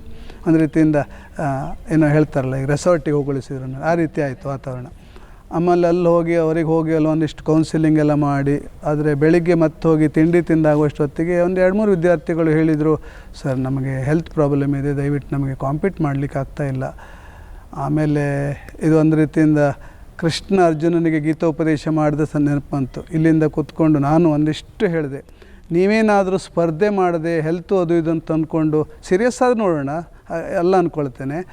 ಇಷ್ಟೆಲ್ಲ ಖರ್ಚು ಮಾಡಿ ಮ್ಯಾನೇಜ್ಮೆಂಟ್ ಕಳಿಸಿದೆ, ನಾವು ಹೇಡಿಗಳಾಗ್ತೇವೆ, ಇಷ್ಟು ವರ್ಷದ ಚಾಂಪಿಯನ್ಶಿಪ್ಪು ಎಲ್ಲವೂ ನೀರಲ್ಲಿ ಮಾಡಿದ ಹೋಮ ಆಗುತ್ತೆ, ವ್ಯರ್ಥ ಆಗುತ್ತೆ, ನೋಡಿ ಆದಷ್ಟು ಪ್ರಯತ್ನ ಮಾಡಿ, ಪ್ರೈಜ್ ಬರುತ್ತೆ ಬರದೇ ಇರಲಿ, ಅದೆಲ್ಲ ವಿಷಯ ಅಲ್ಲ ಅಂತೇಳಿ ತುಂಬ ಮೋಟಿವೇಟ್ ಮಾಡಿ ಹೋದರು ಯುದ್ಧಕ್ಕೆ ಹೊರಟೋರಾಗೆ. ಕೊನೆಗೆ ಭಾಳ ಅದ್ಭುತ ಕ್ಷಣ ಅಂತಂದರೆ ಆ ವರ್ಷ ಕೂಡ ನಮಗೆ 5ನೇ ವರ್ಷ ಕೂಡ ಚಾಂಪಿಯನ್ಶಿಪ್ ಪಟ್ಟ. ಇಡೀ ನಮ್ಮ ಕಾಲೇಜ್ ಸಂಭ್ರಮಿಸಿದೆ, ನಾವಂತೂ ಸಂಭ್ರಮಿಸಿದ್ವಿ. ಧಾರವಾಡದಲ್ಲಿ ದೊಡ್ಡ ಸುದ್ದಿ ಆಗಿಬಿಡ್ತು. ಅದು ನಮ್ಮ ವಿಭಾಗದ ಪ್ರಮೋಷನ್ನಿಗೆ ತುಂಬ ಹೆಲ್ಪ್ ಆಯಿತು. ಆ ಕಾರಣಕ್ಕಾಗಿ ತುಂಬ ವಿದ್ಯಾರ್ಥಿಗಳು ನಮಗೆ ಅಡ್ಮಿಷನ್ ಬೇಕು ಅಂತ ಬಂದರು, ಬರೋದಕ್ಕೆ ಶುರು ಮಾಡಿದರು. ಓವರ್ಫ್ಲೋ ಆಗ್ತಾ ಬಂತು ಅಡ್ಮಿಷನ್ನು. ಸೊ ಹಾಗಾಗಿ ಇವೆಲ್ಲ ಒಂದಿಷ್ಟು ನನ್ನ ವೃತ್ತಿ ಬದುಕಿನ ಸ್ಮರಣೀಯ ಅನುಭವ ಅಂತ ಅಲ್ಲಿ ಖುಷಿ ಆಗ್ತಾಯಿದೆ. ನಿಮ್ಮ ವಿಭಾಗಕ್ಕೆ ಬಹುದೊಡ್ಡ ಶಕ್ತಿ ನೀಡಿದ್ದು ವಿಶ್ವೇಶ್ವರ ಆಗಮನ ಮತ್ತು ಅವರ ಬರಹ. ವಿಶ್ವೇಶ್ವರ ಭಟ್ರು ನೆನಪಿಸಿಕೊಳ್ಳುವುದಾದರೆ ಸರ್, ವಿಶ್ವೇಶ್ವರ ಭಟ್ರು ನಮ್ಮ ವಿದ್ಯಾರ್ಥಿಗಳು ವಿಜಯ ಕರ್ನಾಟಕಕ್ಕೆ ಇಂಟರ್ನ್ಶಿಪ್ಪಿಗೆ ಹೋದಾಗ ಗಮನಿಸ್ತಾ ಇದ್ರಂತೆ, ಉಜಿರೆ ವಿದ್ಯಾರ್ಥಿಗಳು ಡಿಫ್ರೆಂಟ್ ಆಗಿದ್ದಾರೆ ಅಂತೇಳಿ. ಅವಾಗೆಲ್ಲ ಒಂದು ಸಾರಿ ಹೇಳಿದ್ರಂತೆ ಉಜಿರೆಗೆ ಒಮ್ಮೆ ಹೋಗಬೇಕು ಅಂತೇಳಿ. ಸೊ ಒಂದು ಸಂದರ್ಭದಲ್ಲಿ ಮಂಗಳೂರಿಗೆ ವಿಜಯ ಕರ್ನಾಟಕ ಆಫೀಸಿಗೆ ಅವರು ಬ್ರ್ಯಾಂಚಿಗೆ ಬಂದಾಗ ಅವರ ತಂಡವನ್ನು ಕಟ್ಕೊಂಡು ಒಮ್ಮೆ ಉಜಿರೆಗೆ ಹೋಗಿ ಆಮೇಲೆ ಧರ್ಮಸ್ಥಳಕ್ಕೆಲ್ಲ ಹೋಗಲಿಕ್ಕಿದೆ ಅಂತೇಳಿ ಹೇಳಿದರು. ಹಿಂದಿನ ದಿವಸ ಹೇಳಿದರು, ಅರ್ಧ ಗಂಟೆ ಮಾತ್ರ ಸಮಯ ನಿಮ್ಮಲ್ಲಿರಲಿಕ್ಕೆ, ಅಷ್ಟೊತ್ತಿಗೆ ಏನು ಹೇಗಾಗುತ್ತೋ ಹಾಗೆ ಮಾಡೋಣ ಅಂತ ಹೇಳಿದರು. ಆಯಿತು ಅಂತ ಬನ್ನಿ ಅಂತಂದೆ. ಪ್ರಾಂಶುಪಾಲರಿಗೆ ಅವ್ರ ಪರಿಚಯ ಇರಲಿಲ್ಲ, ಅವರಿಗೆ ಕನ್ವಿನ್ಸ್ ಮಾಡಿ ಹಾಗಾಗಿ ಅರೇಂಜ್ ಮಾಡಿದ್ವಿ. ಅರ್ಧ ಗಂಟೆ ಅಂತೇಳಿ ವಿಶ್ವೇಶ್ವರ ಭಟ್ರು ಮಾತ್ರ ಕ್ಲಾಸ್ ರೂಮಿನ ಒಳಗೆ ಬಂದರು. ಅವರ ತಂಡ ವಿನಾಯಕ್ ಭಟ್ ಆ್ಯಂಡ್ ಟೀಮ್ ಎಲ್ಲ ಇತ್ತು, ಅವರೆಲ್ಲ ಹೊರಗೆ ನಿಂತಿದ್ದರು. ಮತ್ತು ನನಗೊಂದು ಎಚ್ಚರಿಕೆ ಕೊಟ್ಟಿದ್ದರು, ತುಂಬ ಸಮಯ ತಗೊಳ್ಳಿಕ್ಕಿಲ್ಲ, ನಮಗೆ ಧರ್ಮಸ್ಥಳಕ್ಕೆ ಹೋಗಲಿಕ್ಕಿದೆ, ತುಂಬ ಇಂಪಾರ್ಟೆಂಟ್ ಕೆಲಸಗಳಿದೆ ಅಂತೇಳಿ. ವಿಶ್ವೇಶ್ವರ ಭಟ್ರು ಒಳಗೆ ಬಂದರು. ನಾನು ಅರ್ಧ ಗಂಟೆ ನಾನು ಪರಿಚಯವನ್ನೇ ಮಾಡ್ಬೋದಿತ್ತು, ಕಷ್ಟಪಟ್ಟು ಸಂಕ್ಷಿಪ್ತದಲ್ಲಿ ಹೇಳಿದೆ. ಆಮೇಲೆ ಅವರೊಂದು 5 ನಿಮಿಷ ಪೀಠಿಕೆ ರೂಪದಲ್ಲಿ ಮಾತಾಡಬೇಕು, ಆಮೇಲೆ ಒಂದಿಷ್ಟು ಪ್ರಶ್ನೆಗಳಿಗೆ ಸೀಮಿತ ಅವಧಿ ಅಂತೇಳಿ ನಮ್ಮ ಪ್ಲ್ಯಾನ್ ಆಗಿದ್ದು. ಶುರುವಾಯಿತು ಪ್ರಶ್ನೋತ್ತರ. ನಾನು ವಾಚ್ ನೋಡ್ತಾ ಇದ್ದೆ. ಅರ್ಧ ಗಂಟೆ ಆದ ಕೂಡಲೇ ವಿಶ್ವೇಶ್ವರ ಭಟ್ರನ್ನು ಮೈ ಮುಟ್ಟಿ ಕೈ ಸನ್ನೆಯಿಂದ ಹೇಳಿದೆ, ಟೈಮು ಅಂತೇಳಿ, ಕೂತ್ಕೊಳ್ಳಿ ಸುಮ್ಮನೆ ಅಂತ ಹೇಳಿದರು. ಇನ್ನೂ ಅರ್ಧ ಗಂಟೆ ಕಳೀತು. ನನಗೆ ಹೆದರಿಕೆ ಆಯಿತು. ಹೊರಗಡೆ ತಂಡ ನಿಂತ್ಕೊಂಡೇ ಇದೆ, ಅವರಿಗೊಂದು ಸೀಟು ಕೊಟ್ಟಿಲ್ಲ, ಹೊರಗಡೆ ಮುಖ ತೋರಿಸ್ಲಿಕ್ಕೆ ಕಷ್ಟ ಆಗ್ತಾಯಿದೆ. ಮತ್ತೆ ತೋರಿಸಿದೆ ಟೈಮು, ಕೂತ್ಕೊಳ್ಳಿ ಅಂತಂದರು. ಬರೋಬ್ಬರಿ 3 ಗಂಟೆಗಳ ಕಾಲ ನನಗೆ ಕಲ್ಪನೆ ನಿಮಗೆ ಯಾರಿಗಾದ್ರೂ ಹೇಳಿದರೆ ಕಲ್ಪನೆ ಕತೆ ಅಂತ ಹೇಳ್ಬೋದು. ಹೇಗಿತ್ತು ಪ್ರಶ್ನೆಗಳು ಅಂತಂದರೆ ನಿರಂತರವಾಗಿ ಕೈಗಳು ಒಂದಾದ್ಮೇಲೆ ಮೇಲೆ ಹೋಗ್ತಾಯಿತ್ತು. ಇವರಿಗೆ ಉತ್ತರ ಕೊಡ್ತಾ ಒಂಥರ ಹಿಪ್ನೋಟಿಸಮ್ ಆದಾಗೆ ಆಗಿಬಿಡ್ತು ಅವರಿಗೆ. ಆಮೇಲೆ ಹೊರಗಡೆಯವ್ರು ಬಿಟ್ಟೆ ಮರ್ತೋದ್ರು, ನಾನು ಕೂಡ ಬಿಟ್ಟೆ ಅವರನ್ನು. ಆಮೇಲೆ ನೋಡ್ತಾ ಇದ್ದಾರೆ, ಇಷ್ಟ ಟೈಮ್ ಆಯಿತು ಅಲ್ವಾ ಅಂಥೇಳಿ ಮತ್ತೆ ಏನೂ ಆಗಿಲ್ಲ ಅನ್ನುವಾಗೆ ಹೊರಗಡೆ ಹೋಗಿ ಅವರಿಗೆಲ್ಲ ಕನ್ವಿನ್ಸ್ ಮಾಡಿ ಯಶೋರ್ಮರು ಬಂದರು, ಚಹಾ ಕುಡಿದ್ರು. ಆಮೇಲೆ ಹೋದ್ಮೇಲೆ ನಮ್ಮ ಕಲ್ಪನೆಯಲ್ಲಿ ಹೀಗೆಲ್ಲ ಆಗುತ್ತೆ ಅಂತೇಳಿ ಆ ದಿವಸ, ಆ ಭಾನುವಾರ ಅವರು ಗುರುವಾರ ಬಂದಿದ್ದು ಅಂದ್ಕೊಳ್ತೇನೆ. ಭಾನುವಾರ ಭಾರಿ ಸರ್ಪ್ರೈಸ್, ಪ್ಲೆಸೆಂಟ್ ಸರ್ಪ್ರೈಸ್ ಅನ್ನೋಗೆ, ಭಾರಿ ಆಶ್ಚರ್ಯಕರ ಬೆಳವಣಿಗೆ. ವಿಜಯ ಕರ್ನಾಟಕದಲ್ಲಿ ಜನಗಳ ಮನ ಅಂತ ಅದೊಂದು ಕಾಲಮ್ ಇದೆ. ಅದರಲ್ಲಿ ಆವತ್ತು ಟೈಟಲ್ ಹೇಗಿತ್ತು ಅಂದರೆ ಉಜಿರೆಯಲ್ಲಿ ಅಂತೇಳಿ. ವಿಶೇಷವಾಗಿ ನಾವು ಬಹುಶಃ 10 ಲಕ್ಷದ ಆ್ಯಡ್ ಕೊಟ್ಟರೆ ಅಷ್ಟು ಪ್ರಚಾರ ಆಗ್ತಿರ್ಲಿಲ್ವೇನೋ. ಬೆಳಗ್ಗೆ ನನಗೆ ತುಂಬ ಕಾಲ್ಗಳು ಬರೋದಕ್ಕೆ ಶುರುವಾಯಿತು. ಹೇಮವತ್ತೇಡವರು ನೋಡಿದ್ರಂತೆ, ಯಶೋರ್ಮರಿಗೆ ಫೋನ್ ಮಾಡಿದ್ರಂತೆ, ಉಜಿರೆ ಅದು ವಿಜಯ ಕರ್ನಾಟಕ ಓದಿ ಅಂತ ಹೇಳಿ ಇಟ್ಬಿಟ್ರಂತೆ. ಯಶೋರ್ಮಿಗೆ ತುಂಬ ಕುತೂಹಲ ಆಯಿತು, ಹೆದರಿಕೆನೂ ಆಯ್ತಂತೆ. ಪಟ್ಟಂತೇಳಿ ಪೇಟೆಗೆ ಕಳಿಸಿ ಯಾರನ್ನು ವಿಜಯ ಕರ್ನಾಟಕ ತಂದು ನೋಡಿದರೆ ವಿಶ್ವೇಶ್ವರ ಭಟ್ ಬರ ಹೇಗಿತ್ತು ಅಂತಂದರೆ, ಅವರೊಂದು ಆರಂಭದ ಸಾಲು ಹೇಗಿತ್ತು ಅಂತಂದರೆ, ಸಿಂಹದ ಮರಿಗಳನ್ನು ಗುಹೆಯಲ್ಲೇ ನೋಡಿದರೆ ಚಂದ ಅನ್ನೋ ಕಾರಣಕ್ಕಾಗಿ ಉಜಿರೆಗೆ ಹೋಗಬೇಕಿತ್ತು ನನಗೆ, ಈಗ ಸರಿ ಹೋಗಿ ಬಂದೆ, ಸಿಂಹದ ಮರಿ ನೋಡಿದಾಗೆ ಅನುಭವ ಆಯಿತು ಅಂತ ಬರೆದು, ನಮ್ಮ ವಿದ್ಯಾರ್ಥಿಗಳು ಅದು ಹೇಳಿಕೊಟ್ಟ ಪ್ರಶ್ನೆಗಳಲ್ಲ, ಸ್ಪಾಂಟೇನಿಯಸ್ ಆಗಿ ಬಂದ ಪ್ರಶ್ನೆಗಳು. ಆಮೇಲೆ ಅವರು ಸ್ಪಷ್ಟವಾಗಿ ಹೇಳಿದರು, ಯಾವುದೋ ವಿಶ್ವವಿದ್ಯಾಲಯದ ಪತ್ರಿಕೋದ್ಯಮ ತರಗತಿಗೆ ಹೋಗಿ ಪ್ರಶ್ನೆ ಕೇಳ್ರಯ್ಯ ಅಂತ ಹೇಳಿ ಅವ್ರದ್ದೇ ಸ್ಟೈಲಲ್ಲಿ ಬರೆದಿದ್ದರು. ಕೇಳೋದಿಲ್ಲ, ಬಾಯಲ್ಲಿ ಏನೋ ಹಾಕ್ಕೊಂಡಿದ್ದಾಗೆ ಮೌನವಾಗಿ ಕೂತ್ಕೊಳ್ತಾರೆ, ಬಾಯಿ ಬಿಡೋದೇ ಇಲ್ಲ. ಆದರೆ ಉಜಿರೆಗೆ ಬಂದಾಗ ನನಗೆ ಡಿಫ್ರೆಂಟ್ ಆದ ಅನುಭವ ಆಯಿತು. ಇವರು ಭರವಸೆ ಹುಟ್ಟಿಸಿದ್ರು ನನಗೆ, ಭಾಳ ಸ್ಕೋಪ್ ಇದೆ ಅಂತೇಳಿ. ಆ ಬರಹ ಹೇಗಿತ್ತು ಅಂತಂದರೆ, ಅದು ಮತ್ತೆ ರಾಜ್ಯಾದ್ಯಂತ ನಮ್ಮ ವಿಭಾಗಕ್ಕೆ ಒಂದು ಗಮನ ಸೆಳೆಯುವ ಸಂದರ್ಭ ಆಯಿತು. ಅದು ಒಂದು ಟರ್ನಿಂಗ್ ಪಾಯಿಂಟ್ ಅಂತೇಳಿ ಭಾವಿಸ್ಕೊಳ್ತೇನೆ. ಅದಾದಮೇಲೆ ಯಶೋರ್ಮರಿಗೂ ತುಂಬ ಖುಷಿ ಆಯಿತು, ಒಂದಷ್ಟು ಫೆಸಿಲಿಟೀಸ್ ಬಂತು, ಎಲ್ಲ ಬೆಳೀತಾ ಬಂತು. ಹೇಗೆ ಒಂದೊಂದು ಅವಕಾಶಗಳು, ಒಂದೊಂದು ಬೆಳವಣಿಗೆ ಕೂಡ ನನಗೆ ಅವಕಾಶಗಳಾಗಿ ಪರಿವರ್ತನೆ ಆದವು. ಓಕೆ, ಪತ್ರಿಕೋದ್ಯಮ ವಿಭಾಗ ಅವತ್ತು ಪತ್ರಿಕೆಗಳಿಗೆ ಸೀಮಿತ ಆಗಿತ್ತು. ಇವತ್ತು ಡಿಜಿಟಲ್ ಮೀಡಿಯಾ, PR, ಅನಂತರ TV ಎಲ್ಲ ಕಡೆ ನಿಮ್ಮ ವಿದ್ಯಾರ್ಥಿಗಳಿದ್ದಾರೆ. ಒಂದು ಕಡೆ ಪತ್ರಿಕೋದ್ಯಮ ಹೊರ ಜಗತ್ತಿನಲ್ಲಿ ಯಾವ ರೀತಿಯಾಗಿ ಬಿಲ್ಡಪ್ ಆಗ್ತಾ ಹೋಯಿತು, ಅದೇ ರೀತಿ ಪತ್ರಿಕೋದ್ಯಮ ವಿಭಾಗವು ಕೂಡ ಬೆಳೀತಾ ಹೋಯಿತು. ಇದು ಹಾಗೆ. ಸೊ ನೀವು ಹೇಳಿದಾಗ ಈಗ 2008 ಹೊತ್ತಿಗೆ ಯಶೋವರ್ಮರು ತುಂಬ ಸಪೋರ್ಟ್ ಮಾಡಿದರು. ಒಂದು ಪೋಸ್ಟ್ ಗ್ರ್ಯಾಜುಯೇಷನ್ ಡಿಪಾರ್ಟ್ಮೆಂಟ್ ಶುರು ಮಾಡೋಣ ಅಂತ ಹೇಳಿದರು. ನಾನೊಂದು ನೆಪಗಳನ್ನು ಹೇಳ್ತಾ ಇದ್ದೆ, ಕಷ್ಟ ಆಗುತ್ತೆ ಹಾಗೆ ಹೀಗೆ ಅಂತೇಳಿ ಒಂದಷ್ಟು ಕಾರಣ ಹೇಳ್ತಾ ಇದ್ದೆ. ಬಟ್ ಅವರು ಒಂದಿವ್ಸ ಬಿಡಲೇ ಇಲ್ಲ. ಹೀಗೆ ಹೇಳ್ತಾ ಹೋದ್ರೆ ಅದು ಆಗೋದೇ ಇಲ್ಲ, ಮುಹೂರ್ತ ಬರೋದಿಲ್ಲ, ಈ ವರ್ಷ ಶುರು ಮಾಡೋಣ, ನೀವು ಬೇರೆ ತಯಾರಿ ಮಾಡ್ಕೊಳ್ಳಿ, ಸ್ಟಾಫ್ ಎಲ್ಲ ಬೇಕಾಗುತ್ತೆ, ಅದಕ್ಕೆ ಸರಿಯಾಗಿ ಅಡ್ವರ್ಟೈಸ್ಮೆಂಟ್ ಎಲ್ಲ ಕೊಡೋಣ ಅಂತ ಹೇಳಿದರು. ಸೊ 2008ರಲ್ಲಿ ಮತ್ತೊಂದು ಮೈಲಿಗಲ್ಲು ವಿಭಾಗದ ಬೆಳವಣಿಗೆಯಲ್ಲಿ ಪೋಸ್ಟ್ ಗ್ರ್ಯಾಜುಯೇಷನ್ ಸೆಂಟರ್ ಶುರುವಾಯಿತು, MCG ವಿಭಾಗ ಶುರುವಾಯಿತು. ಅದು ಆಗ್ತಾ ಇದ್ದಾಗಲೇ ಸ್ಟಾಫು ಹೆಚ್ಚು ಸೇರ್ಕೊಳ್ಳೋದಕ್ಕೆ ಶುರುವಾದರು. ನಮ್ಮ ತಂಡ ಬೆಳೀತಾ ಬಂತು. ನನಗೆ ಸ್ಟಾಫ್ ಮೆಂಬರ್ಸ್ ಸಹಕಾರ ಕೂಡ ಅಷ್ಟೇ ವಿಶೇಷವಾಗಿತ್ತು. ವಿಭಾಗ ಬೆಳವಣಿಗೆಯಲ್ಲಿ ಅದು ಕೂಡ ದೊಡ್ಡ ಪಾತ್ರ. ಆಮೇಲೆ ಅದಾಗುವಷ್ಟೊತ್ತಿಗೆ ನಮ್ಮೂರ ವಾರ್ತೆ ಅನ್ನುವಂಥ ಒಂದು ವಿಶೇಷ TV ನ್ಯೂಸ್ ಬುಲೆಟಿನನ್ನು ಶುರು ಮಾಡಿದ್ವಿ. ಆರಂಭದಲ್ಲಿ ಪ್ರಯೋಗ ಮಾತ್ರ ಆಗ್ತಾಯಿತ್ತು. ಕೊನೆಗೆ ಹೇಗಾಯಿತು ಅಂದರೆ ಈಗ 623 ಸಂಚಿಕೆಯನ್ನು ಮುಗಿಸಿದ್ದೇವೆ. ಕೇವಲ ಪಾಸಿಟಿವ್ ನ್ಯೂಸನ್ನು, ನಮ್ಮ ನ್ಯೂಸಿಂದಾಗಿ ಹಲವರ ಬದುಕಿನಲ್ಲಿ ಬೆಳಕು ಬಂದಿದೆ ಅನ್ನುವ ಖುಷಿ ಇದೆ, ತೃಪ್ತಿ ಇದೆ, ಧನ್ಯತಾ ಭಾವ ಇದೆ. ಹಲವರ ಬಗ್ಗೆ ಯಶೋಗಾಥೆಗಳನ್ನು ಪ್ರಸಾರ ಮಾಡುವ ಮೂಲಕ ಅವರನ್ನು ಗುರುತಿಸಿದ್ದೇವೆ, ಅವರನ್ನು ಪರಿಚಯಿಸಿದ್ದೇವೆ ಸಮಾಜಕ್ಕೆ. ಆ ಮೂಲಕ ನಾವು ಸಮುದಾಯಕ್ಕೆ ಒಂದು ದೊಡ್ಡ ಕೊಡುಗೆ ಕೊಟ್ಟಂಥ ಕ್ರೆಡಿಟ್ ಇದೆ. ನಮ್ಮೂರ ವಾರ್ತೆ ಮೂಲಕ ಹಲವರು ಆ್ಯಂಕರ್ಗಳಾಗಿದ್ದಾರೆ. ಇವತ್ತು ಟಿವಿಗಳಲ್ಲಿ ಪ್ರೈಮ್ ಆ್ಯಂಕರ್ಗಳು ನಮ್ಮವರು ತುಂಬ ಇದ್ದಾರೆ. ಅದು ಹೇಳಲಿಕ್ಕೆ ಖುಷಿ ಆಗುತ್ತೆ. ಅಥವಾ ಅದರ ಹಿಂದೆ ತುಂಬ ವಿವಿಧ ರೂಪದಲ್ಲಿ ನಮ್ಮೂರ ವಾರ್ತೆ ಕಾರಣಕ್ಕಾಗಿ ಜಾಬನ್ನು ಗಿಟ್ಟಿಸ್ಕೊಂಡಿದ್ದಾರೆ. ಇವೆಲ್ಲ ಸಾರ್ಥಕತೆ ಕ್ಷಣ ಅಂತೇಳಿ ಭಾವಿಸ್ಕೊಳ್ತೇನೆ. ಆಮೇಲೆ ಅದಾದಮೇಲೆ ರೇಡಿಯೋ ಸ್ಟೇಷನ್ನು ನಮ್ಮಲ್ಲಿ ಸ್ಟಾರ್ಟ್ ಆಯಿತು ಅನ್ನೋದು. ಆಮೇಲೆ ಪೋಸ್ಟ್ ಗ್ರ್ಯಾಜುಯೇಷನ್ ಸೆಂಟರ್ ಬಂತು. ನಮ್ಮಲ್ಲಿ ಈಗ 2 ಗೈಡ್ ಆಗಿದ್ದಾರೆ. 8 ವಿದ್ಯಾರ್ಥಿಗಳು ನಮ್ಮ ವಿಭಾಗದ ಅಡಿಯಲ್ಲಿ PG ಪೋಸ್ಟ್ ಗ್ರ್ಯಾಜುಯೇಷನ್ ಅಧ್ಯಯನ ಮಾಡ್ತಾಯಿದ್ದಾರೆ, PhD ಅಧ್ಯಯನ ಮಾಡ್ತಾಯಿದ್ದಾರೆ. ಹಾಗೆ ಒಂದೊಂದು ಬೆಳವಣಿಗೆಗಳು ಮುಂದುವರಿತಾ ಬಂತು. ನಮ್ಮ ಪ್ರಯೋಗಗಳೆಲ್ಲ ಸಕ್ಸಸ್ ಆಯಿತು. ಅದು ನಾನು ಫಸ್ಟ್ ಸ್ಪೀಚ್ ಅಂತಂದರೆ ನಮ್ಮಲ್ಲಿ ಓದೋರಿಗೆಲ್ಲ ಭಾಳ ಪರಿಚಿತ ಶಬ್ದ. ಹೆದರಿಕೆ ಇರುತ್ತೆ, ನರ್ವಸ್ ಆಗ್ತಾರೆ, ಸ್ಟೇಜಿಗೆ ಹೋಗಿ ಮಾತಾಡಲಿಕ್ಕೆ ಆಗ್ತಾಯಿಲ್ಲ ಅನ್ನೋ ಕಂಡು ಬಂತು ಆರಂಭದಲ್ಲಿ. ಇಲ್ಲ, ಇದು ಹೋಗಲಾಡಿಸ್ದೇ ಇದ್ದರೆ ಬೇರೆ ಏನೂ ಆಗೋದಿಲ್ಲ ಅಂಥೇಳಿ ಮೊದಲ ಸ್ಪೀಚು ಅಟೆಂಡೆನ್ಸ್ ಕರೆದಾದ ಕೂಡಲೇ ಒಬ್ಬ ವಿದ್ಯಾರ್ಥಿ ಬಂದು 5 ನಿಮಿಷ ಮಾತನಾಡಬೇಕು. ಯಾವುದಾದ್ರೂ ವಿಷಯ ಮಾತಾಡ್ಬೋದು, ಪ್ರಚಲಿತ ವಿದ್ಯಮಾನ ಯಾವುದು ಕೂಡ ಮಾತಾಡ್ಬೋದು. ಆರಂಭದಲ್ಲಿ ಮುಕ್ತ ಸ್ವಾತಂತ್ರ್ಯ, ಆಮೇಲೆ ನಿರ್ದಿಷ್ಟ ಏರಿಯಾ ಅಂತೇಳಾಯಿತು. ಅದು ಆರಂಭದಲ್ಲಿ ಹೆದರ್ತಾಯಿದ್ರು, ತಪ್ಪಿಸ್ಕೊಳ್ತಾಯಿದ್ರು, ಅಡಗ್ತಾಯಿದ್ರು. ಆಮೇಲೆ ಬರ್ತಾ ಅದು ತುಂಬ ದೊಡ್ಡ ವೇದಿಕೆ ಆಗೋದಕ್ಕೆ ಶುರುವಾಯಿತು. ಆಮೇಲೆ ಸ್ಪರ್ಧೆ ಆಯಿತು ಕೆಲವು ಬ್ಯಾಚಲ್ಲಿ, ನಾನು ಮಾತಾಡ್ತೇನೆ ಮೊದಲು ಅನ್ನೋದು. ಅಥವಾ ಒಬ್ಬ ವಿದ್ಯಾರ್ಥಿ ಮಾತಾಡಿದ ಮೇಲೆ 2ನೇ ಸಾರಿ ಮತ್ತೊಂದು ಅವಕಾಶ ನನಗೆ ಕೊಡಿ ಅನ್ನೋ ಸ್ಪಿರಿಟ್ ಶುರುವಾಯಿತು. ಅದು ನನಗೆ ತುಂಬ ಸಕ್ಸಸ್ಫುಲ್ ಆದಂಥ ಪ್ರೋಗ್ರಾಮ್ ಅಂತ ಬಂತು. ವೀಕ್ಲಿ ರೌಂಡಪ್ ಅಂತ ಶುರು ಮಾಡಿದ್ವಿ. ಅಂದರೆ ರಾಜ್ಯದ, ರಾಷ್ಟ್ರದ ಎಲ್ಲ ವಾರದ ಬೆಳವಣಿಗೆಯನ್ನು ಒಂದೊಂದು ಏರಿಯಾದಲ್ಲಿ ಒಂದು ವಿಶ್ಲೇಷಣೆ ಮಾಡೋದು, ಡಿಸ್ಕಸ್ ಮಾಡೋದು, ಚರ್ಚೆ ಮಾಡೋದು, ಸಮರೈಸ್ ಮಾಡೋದು, ಎಕ್ಸ್ಪ್ರೆಸ್ ಮಾಡೋದು, ಚಂದವಾಗಿ ಹೇಳೋದು, ಆ್ಯಂಕರಿಂಗ್ ಸ್ಟೈಲಲ್ಲಿ ಮಾತಾಡೋದು, ವಾಯ್ಸ್ ಓವರು ಪ್ರಾಕ್ಟೀಸ್ ಮಾಡೋದು, ಇದೆಲ್ಲವನ್ನು ಏಕಕಾಲಕ್ಕೆ ಆಗುತ್ತೆ ಅಂತೇಳಿ ಅದನ್ನು ಶುರು ಮಾಡಿದ್ವಿ. ಅದು ಕೂಡ ಕೆಲವರು ಸಿನಿಮಾದಲ್ಲಿ ಎಕ್ಸ್ಪರ್ಟ್ಗಳಾಗ್ಬಿಟ್ಟು, ಕೆಲವರು ಸ್ಪೋರ್ಟ್ಸ್ ಏರಿಯಾದಲ್ಲಿ ಬ್ರ್ಯಾಂಡ್ ಆದರು. ಸೊ ಹಾಗಾಗಿ ಅದು ಕೂಡ ಹೆಲ್ಪ್ ಆಯಿತು. ಇನ್ನೊಂದು ಹೇಳಲೇಬೇಕಾದದ್ದು, ನಾವೊಂದು ಬ್ಯಾಚು 2006-07 ಬ್ಯಾಚು ಅಂದ್ಕೊಳ್ತೇನೆ, ಒಂದು ಪ್ರಯೋಗ ಶುರು ಮಾಡಿದರು. ಏನು ಅಂದರೆ, ಯಾವುದೇ ಕಾರ್ಯಕ್ರಮ ಆದರೆ ದಿಢೀರಾಗಿ ಒಂದು ಫೋಟೋ ಫೀಚರ್ ಅಂತೇಳಿ ತಯಾರಿಸೋದು.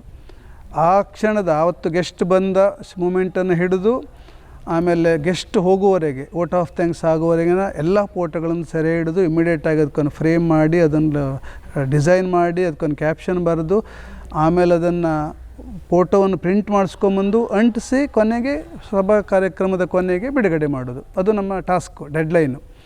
ಅದು ತುಂಬ ಸಕ್ಸಸ್ಫುಲ್ ಆಯಿತು. ಒಂದು ಸಂದರ್ಭದಲ್ಲಿ ಹೇಗಾಯಿತು ಅಂದರೆ, ಷಡಕ್ಷರಿ ಅಂತೇಳಿ ಭಾಳ ದೊಡ್ಡ ಉದ್ಯಮಿ, ಬರಹಗಾರರು, ಅಂಕಣಕಾರರು, ವಿಜಯ ಕರ್ನಾಟಕದಲ್ಲ ತುಂಬ ಬರೆದವರು, ಪುಸ್ತಕ ತುಂಬ ಬರೆದಿದ್ದಾರೆ. ಅವರು ಬಂದಿದ್ದರು.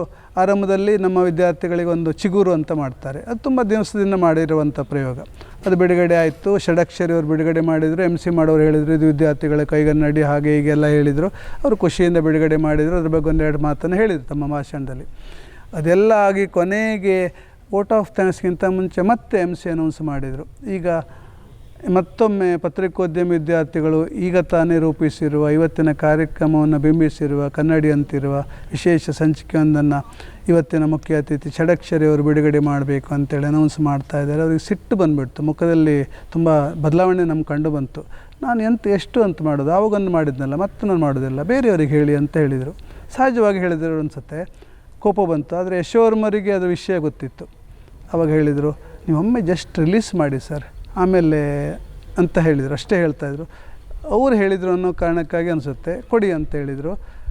ಮುಖವನ್ನು ಗಂಟು ಹಾಕ್ಕೊಂಡೇ ಮೇಲೆ ಹೋದರು, ಬಿಡಿಸಿದ್ರು ನೋಡ್ತಾ ಇದ್ದಾರೆ. ಹೀಗೆ ನೋಡಿದರು, ಬ್ಯಾನರ್ ನೋಡಿದರು. ಇವತ್ತೇನು ಇದು ಕಾರ್ಯಕ್ರಮದ ಅಂತ ಕೇಳಿದರು. ಅವ್ರ ಭಾಷಣ ಅವರು ಮಕ್ಕಳೇ ಅಂತ ಅಡ್ರೆಸ್ ಮಾಡಿದ ಕ್ಯಾಪ್ಷನೊಂದಿಗೆ ಇತ್ತು. ಅವ್ರಿಗೆ ನಂಬಲಿಕ್ಕೆ ಆಗ್ತಾಯಿಲ್ಲ, ಮ್ಯಾಜಿಕ್ ಮಾಡಿಬಿಟ್ರು ಅಂತ ಅನ್ನಿಸ್ತು. 5 ನಿಮಿಷ ಟೈಮ್ ಬೇಕು ಅಂತ ಕೇಳಿದರು. ನಾನು ಇಷ್ಟೊತ್ತು ಹೇಳಿದ ಎಲ್ಲ ಪದಗಳನ್ನು ವಾಪಸ್ ತಗೊಳ್ತೇನೆ. ನೀವು ತುಂಬ ಅಪ್ಡೇಟ್ ಆಗಬೇಕು, ಸ್ಪೀಡ್ ಇರಬೇಕು, ಕ್ರಿಯೇಟ್ ಆಗಿರಬೇಕು, ಸ್ಪರ್ಧಾತ್ಮಕ ಯುಗದಲ್ಲಿದ್ದೀರಿ, ಹಾಗಿದೆ ಹೀಗಿದೆ ಅಂತೆಲ್ಲ ತುಂಬ ಉಪದೇಶ ಮಾಡಿದರು. ಎಲ್ಲ ಮಾತುಗಳನ್ನು ನಾನು ಹಿಂದೆ ತಗೊಳ್ತೇನೆ, ನೀವು ಪ್ರೂವ್ ಮಾಡಿಬಿಟ್ರೆ ನೀವು ಅದು ಎಲ್ಲಕ್ಕಿಂತ ಮೀರಿ ನಿಂತಿದ್ರಿ ಅಂತೇಳಿ ಅಷ್ಟು ಖುಷಿಯನ್ನು ವ್ಯಕ್ತಪಡಿಸಿದೆ. ನಾನು ಆರಂಭದಲ್ಲಿ ತಪ್ಪು ಮಾಡಿದೆ ಅನಿಸುತ್ತೆ ಅಂತೇಳಿ, ಅದು ಕೂಡ ಸ್ಮರಣೀಯ ಸಂದರ್ಭ. ಆಮೇಲೆ ಪ್ರಿನ್ಸಿಪಾಲ್ ಚೇಂಬರಿಗೆ ಬಂದು ಮತ್ತೆ ನಮ್ಮನ್ನು ಕರೆಸೋದು ಹೇಗೆ ಮಾಡಿದ್ರಿ ಅಂತೇಳಿ ತುಂಬ ಕುತೂಹಲದಿಂದ ಕೇಳಿದರು. ನನಗೊಂದು ಕಾಪಿ ಕೊಡ್ಬೋದಾ, ದುಡ್ಡು ಕೊಡ್ತೇನೆ ಅಂತೇಳಿದರು. ದುಡ್ಡು ಪ್ರಶ್ನೆ ಆಗಿರಲಿಲ್ಲ, ಕೊಟ್ವಿ ಇಮಿಡಿಯೇಟ್. ನಾವು ಬೇರೆ ಮಾಡ್ಕೊಂಡ್ವಿ. ಬೆಂಗಳೂರಿಗೆ ಹೋಗಿ ತುಂಬ ಪ್ರಚಾರ ಮಾಡಿದ್ರಂತೆ, ಉಜಿರೆ ವಿದ್ಯಾರ್ಥಿಗಳು ಎಂಥ ಸ್ಪೀಡ್ ಇದ್ದಾರೆ ಅಂತೇಳಿ. ಯಾವುದೋ ಕಾಲೇಜಿಗೆ ಹೋಗಿ ಹೇಳಿದ್ರಂತೆ, ನೋಡಿ ಹೀಗಿರಬೇಕು ಸ್ಪೀಡ್ ಅಂದರೆ, ನಾವು ಬಾಯಲ್ಲಿ ಹೇಳೋದು ಸುಲಭ, ಮಾಡಿ ತೋರಿಸ್ಬೇಕಲ್ಲ ಅಂತ ಹೇಳಿದ್ರಂತೆ. ಹಾಗೆ ಇಂಥ ಘಟನೆಗಳು ನನಗೆ ತುಂಬ ನೆನಪಾಗ್ತವೆ ಈ ಹಂತದಲ್ಲಿ. ಸಕ್ಸಸ್ ಸ್ಟೋರೀಸ್ ಅಂತ ಹೇಳ್ಬೋದು, ಧನ್ಯತಾ ಸಂದರ್ಭ ಅಂತ ಹೇಳ್ಬೋದು. ಓಕೆ ಸರ್, ಈಗ ನಾವು ಸುದ್ದಿ ಸಂಸ್ಥೆಯಿಂದ ಮಾಡ್ತಿರೋಂಥ ಒಂದು ಸಂದರ್ಶನ, ಸುದ್ದಿಯ ಜೊತೆಗೂ ಬಹಳ ಅದ್ಭುತವಾದಂತಹ ಮತ್ತು ತುಂಬ ಉತ್ತಮವಾದಂಥ ಒಡನಾಟವನ್ನು ಇಟ್ಕೊಂಡಿದ್ದೀವಿ. ಸುದ್ದಿ ಕಾಲಘಟ್ಟದಲ್ಲಿ ಆರಂಭದಿಂದ ಕೂಡ ನನಗೆ ಸುದ್ದಿ ಪತ್ರಿಕೆ ತುಂಬ ಕುತೂಹಲದ ಕೇಂದ್ರವಾಗಿತ್ತು. ಸುದ್ದಿ ಬಿಡುಗಡೆ ಬೆಳವಣಿಗೆ ನಾನು ಗಮನಿಸ್ತಾ ಇದ್ದೆ. ನಿಧಾನಕ್ಕೆ ಹತ್ತಿರ ಆಗ್ತಾ ಬಂದ್ವಿ. ಸುದ್ದಿ ಬಿಡುಗಡೆ ತಾಲೂಕಲ್ಲಿ ಎಂಥ ದೊಡ್ಡ ಪವಾಡ ಮಾಡ್ತಾಯಿದೆ ಅಂತ ಅನ್ನಿಸ್ತು. ತಾಲೂಕಿನ ಪತ್ರಿಕೆ ಆದರೂ ರಾಜ್ಯದ ಯಾವುದೋ ಪತ್ರಿಕೆಗೆ ಕಡಿಮೆ ಇಲ್ಲ ಅನ್ನೋ ಭಾವನೆ ಬಂತು. ಅದರ ಸರ್ಕ್ಯುಲೇಷನ್ ಎಲ್ಲ ನೋಡ್ತಾ ಬಂದಾಗ ಅಬ್ಬಬ್ಬ ಅಂತ ಅನ್ನಿಸ್ತಾ ಇತ್ತು. ಆಮೇಲೆ ಅದರ ಪತ್ರಿಕೆಯ ವರದಿಗಾರರು ಅಥವಾ ಸಂಬಂಧಪಟ್ಟವರೆಲ್ಲ ಹತ್ತಿರ ಆಗ್ತಾ ಬಂದರು. ನಮ್ಮ ಕಾಲೇಜಿಗೆಲ್ಲ ತುಂಬ ವರದಿಗಳನ್ನು ಮಾಡೋದಕ್ಕೆ ಬರ್ತಾಯಿದ್ರು. ಪರಿಚಯ ಆಯಿತು. ಆ ಪರಿಚಯ ಗಾಢ ಆಯಿತು. ಆಮೇಲೆ ಅದರ ಸಂಪಾದಕರು UP ಶಿವಾನಂದ್ರ ಪರಿಚಯ ಆಯಿತು. ಅವರಂತೂ ತುಂಬ ಆತ್ಮೀಯ ಫ್ರೆಂಡ್ ಅನ್ನೋ ಹಾಗೆ, ಫ್ರೆಂಡ್ ಗೈಡ್ ಕೌನ್ಸಿಲರ್ ಅನ್ನೋ ಹಾಗೆ. ಆಮೇಲೆ ನಾವು ಮತ್ತು ಸುದ್ದಿ ಬಿಡುಗಡೆಯವರು ಸೇರಿಕೊಂಡು ಒಡಂಬಡಿಕೆ ಮಾಡ್ಕೊಂಡ್ವಿ, MOU ಮಾಡ್ಕೊಂಡ್ವಿ. ಆ ಮೂಲಕ ಒಂದಷ್ಟು ಕಾರ್ಯಕ್ರಮ ಮಾಡಿದ್ವಿ. ಆಮೇಲೆ ನಮಗೆ ಇಂಟರ್ನ್ಶಿಪ್ಪಿಗೆ ಸುದ್ದಿ ಬಿಡುಗಡೆ ತುಂಬ ಅವಕಾಶ ಕೊಡ್ತಾಯಿತ್ತು. ಎಷ್ಟು ವಿದ್ಯಾರ್ಥಿಗಳು ಹೋದರೂ ಕೂಡ ಬನ್ನಿ ಅಂತೇಳಿ ಕರ್ಕೊಂಡು ಪ್ರೀತಿಯಿಂದ ಅವರನ್ನು ಆಹ್ವಾನಿಸಿ ತುಂಬ ಸಪೋರ್ಟ್ ಮಾಡ್ತಾಯಿದ್ರು. ಅದು ನಮಗೆ ಭಾಳ ವಿಶೇಷವಾಗಿ ಥ್ಯಾಂಕ್ಫುಲ್ ಆಗಿರುವಂಥ ಸಂದರ್ಭ. ಆಮೇಲೆ ಅವರ ಹಲವು ಕಾರ್ಯಕ್ರಮಗಳಲ್ಲಿ ನಮ್ಮ ವಿದ್ಯಾರ್ಥಿಗಳಿಗೆ ಅವಕಾಶ ಕೊಟ್ಟರು. ನಮ್ಮ ಕಾಲೇಜಿನ ಕಾರ್ಯಕ್ರಮಗಳಿಗೆ ಅವರು ಬರ್ತಾಯಿದ್ರು. ಹೀಗೆ ನಮ್ಮ ಮತ್ತು ಸುದ್ದಿ ಬಿಡುಗಡೆಯ ಬಾಂಧವ್ಯ ಅವಿನಾಭಾವವಾಗಿ ಮುಂದುವರೆದು ಬಂದಿದೆ. ಇವತ್ತಿಗೂ ಕೂಡ ನನಗೆ ಸುದ್ದಿ ಬಿಡುಗಡೆಯ ಬೆಳವಣಿಗೆ ಬಗ್ಗೆ ತುಂಬ ಹೆಮ್ಮೆ ಇದೆ, ಖುಷಿ ಇದೆ. ಇಷ್ಟನ್ನಂತೂ ಈ ಸಂದರ್ಭದಲ್ಲಿ ಹೇಳ್ತಾ ಇದ್ದೀನಿ. ಸರ್, 33 ವರ್ಷದ ಪಯಣ ಸರ್, ನಿರಂತರವಾದಂಥ ಪಯಣ. ಈಗ ನಿವೃತ್ತಿಯ ಕಾಲಘಟ್ಟ, ಏನು ಹೇಳ್ತೀರಿ? ಮತ್ತು ಮನೆಯವರ ಅದ್ಭುತವಾದಂಥ ಸಾಥ್ ಸಿಕ್ಕಿದೆ. ಅವರೂ ಕೂಡ ಎಲ್ಲ ಎದುರು ಖುಷಿಯಾಗುವಂತಹ ಕ್ಷಣ ಇದೆ. ಯಾಕಂದರೆ ನೀವು ಹೌದು, ಸಂಭ್ರಮಿಸಬಹುದಾದ ಸಂದರ್ಭ ಇದು. ಸಹಜವಾಗಿ ಖುಷಿಯ ಸಂದರ್ಭ. ಯಾಕೆಂದರೆ ನಾನು ಸಾರ್ಥಕ 33 ವರ್ಷ ಕಳೆದೇನೋ ಅನ್ನೋ ಭಾವನೆ ಇದೆ.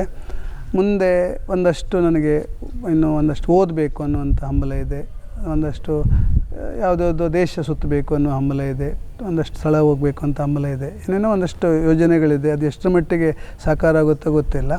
ಹಾಗೆ ಈಗಂತೂ ಹೊಸ ಅಧ್ಯಾಯಕ್ಕೆ ಕಾಲಿಡ್ತಾ ಇದ್ದೇನೆ. ಮಗ ತುಂಬ ನನಗೆ ಚಿನ್ನದಂಥ ಮಗ ಇದ್ದಾನೆ. ಅವನ ಬದುಕನ್ನು ರೂಪಿಸ್ಕೊಂಡಿದ್ದಾನೆ. ತುಂಬ ಓದಿದ್ದಾನೆ. ಇಂಗ್ಲೆಂಡಿಗೆ ಹೋಗಿ ಉನ್ನತ ಶಿಕ್ಷಣ ಪಡ್ಕೊಂಡ, MS MTech ಡಿಗ್ರಿಯನ್ನು ಪಡ್ಕೊಂಡ, ಪದವಿಯನ್ನು ಪಡ್ಕೊಂಡ. ಅವನಿಗೆ ಅವನ ಪರ್ಫಾರ್ಮೆನ್ಸ್ ಆಧಾರದ ಮೇಲೆ ಇಂಗ್ಲೆಂಡಲ್ಲೇ ಒಂದು ಜಾಬ್ ಸಿಕ್ತು. ತುಂಬ ಒಳ್ಳೆಯ ಹುದ್ದೆಯನ್ನು ಅಲಂಕರಿಸಿದ್ದಾನೆ. ಸೊ ಅವನ ಭವಿಷ್ಯ ಬಗ್ಗೆ ನನಗೆ ತುಂಬ ಭರವಸೆ ಬಂದಿದೆ. ಸೊ ಆದರೂ ಕೂಡ ಮಗನ ಜವಾಬ್ದಾರಿ ತುಂಬ ಇದೆ. ಅವನ ಬದುಕನ್ನು ರೂಪಿಸ್ಕೊಳ್ಬೇಕು. ಇನ್ನು ಅವನಿಗೆ ಆ ರೀತಿಯಲ್ಲಿ ನಾನು ಗಮನ ಹರಿಸಲೇಬೇಕಾಗಿದೆ. ಸೊ ಹಾಗಾಗಿ ಮುಂದಿನ ದಿನಗಳನ್ನು ನೆಮ್ಮದಿ ದಿನಗಳು ಬರುತ್ತೆ ಅಂತ ಭಾವಿಸ್ಕೊಂಡಿದ್ದೀನಿ. ನನಗೆ ಮುಂದಿನ ಜೀವನದ ಅಧ್ಯಾಯದ ಆರಂಭಕ್ಕೆ ಬಲವಾದ ಫೌಂಡೇಶನ್ ಸಿಕ್ತು ಅಂತ ಭಾವಿಸ್ಕೊಂಡಿದ್ದೀನಿ. ಯಾಕೆಂದರೆ ನನಗೆ ನಮ್ಮ ಹಳೆಯ ವಿದ್ಯಾರ್ಥಿಗಳ ಪ್ರೀತಿಯನ್ನು ಮುಗಿದು ಕೊಡ್ತಾ ಇದ್ದಾರೆ. ನನಗೆ ಅನಾರೋಗ್ಯ ಕಾರಣಕ್ಕಾಗಿ ನಾನು ಸಂಕಟಕ್ಕೊಳಗಾದಾಗಿರ್ಬೋದು, ನನ್ನ ಮನೆಯವಳು ಸಾವಿಗೀಡಾದ ಸಂದರ್ಭದ ಆಘಾತ ಇರ್ಬೋದು, ಆ ಎಲ್ಲ ಸಂದರ್ಭದಲ್ಲಿ ಕಾಲೇಜಸ್ ನಿಂತಿತ್ತು, ಹಳೆ ವಿದ್ಯಾರ್ಥಿಗಳು ಬೆಂಬಲವಾಗಿ ನಿಂತರು. ಹಾಗಾಗಿ ನನಗೆ ಧೈರ್ಯವಾಗಿ ಎದುರಿಸೋದಕ್ಕೆ ಸಾಧ್ಯವಾಯಿತು. ಈಗಲೂ ಕೂಡ ನನ್ನ ಎಲ್ಲ ಶಿಷ್ಯ ವರ್ಗದವರು ತುಂಬ ಪ್ರೀತಿಯನ್ನು ದಾರಿ ಎರೆದಿದ್ದಾರೆ.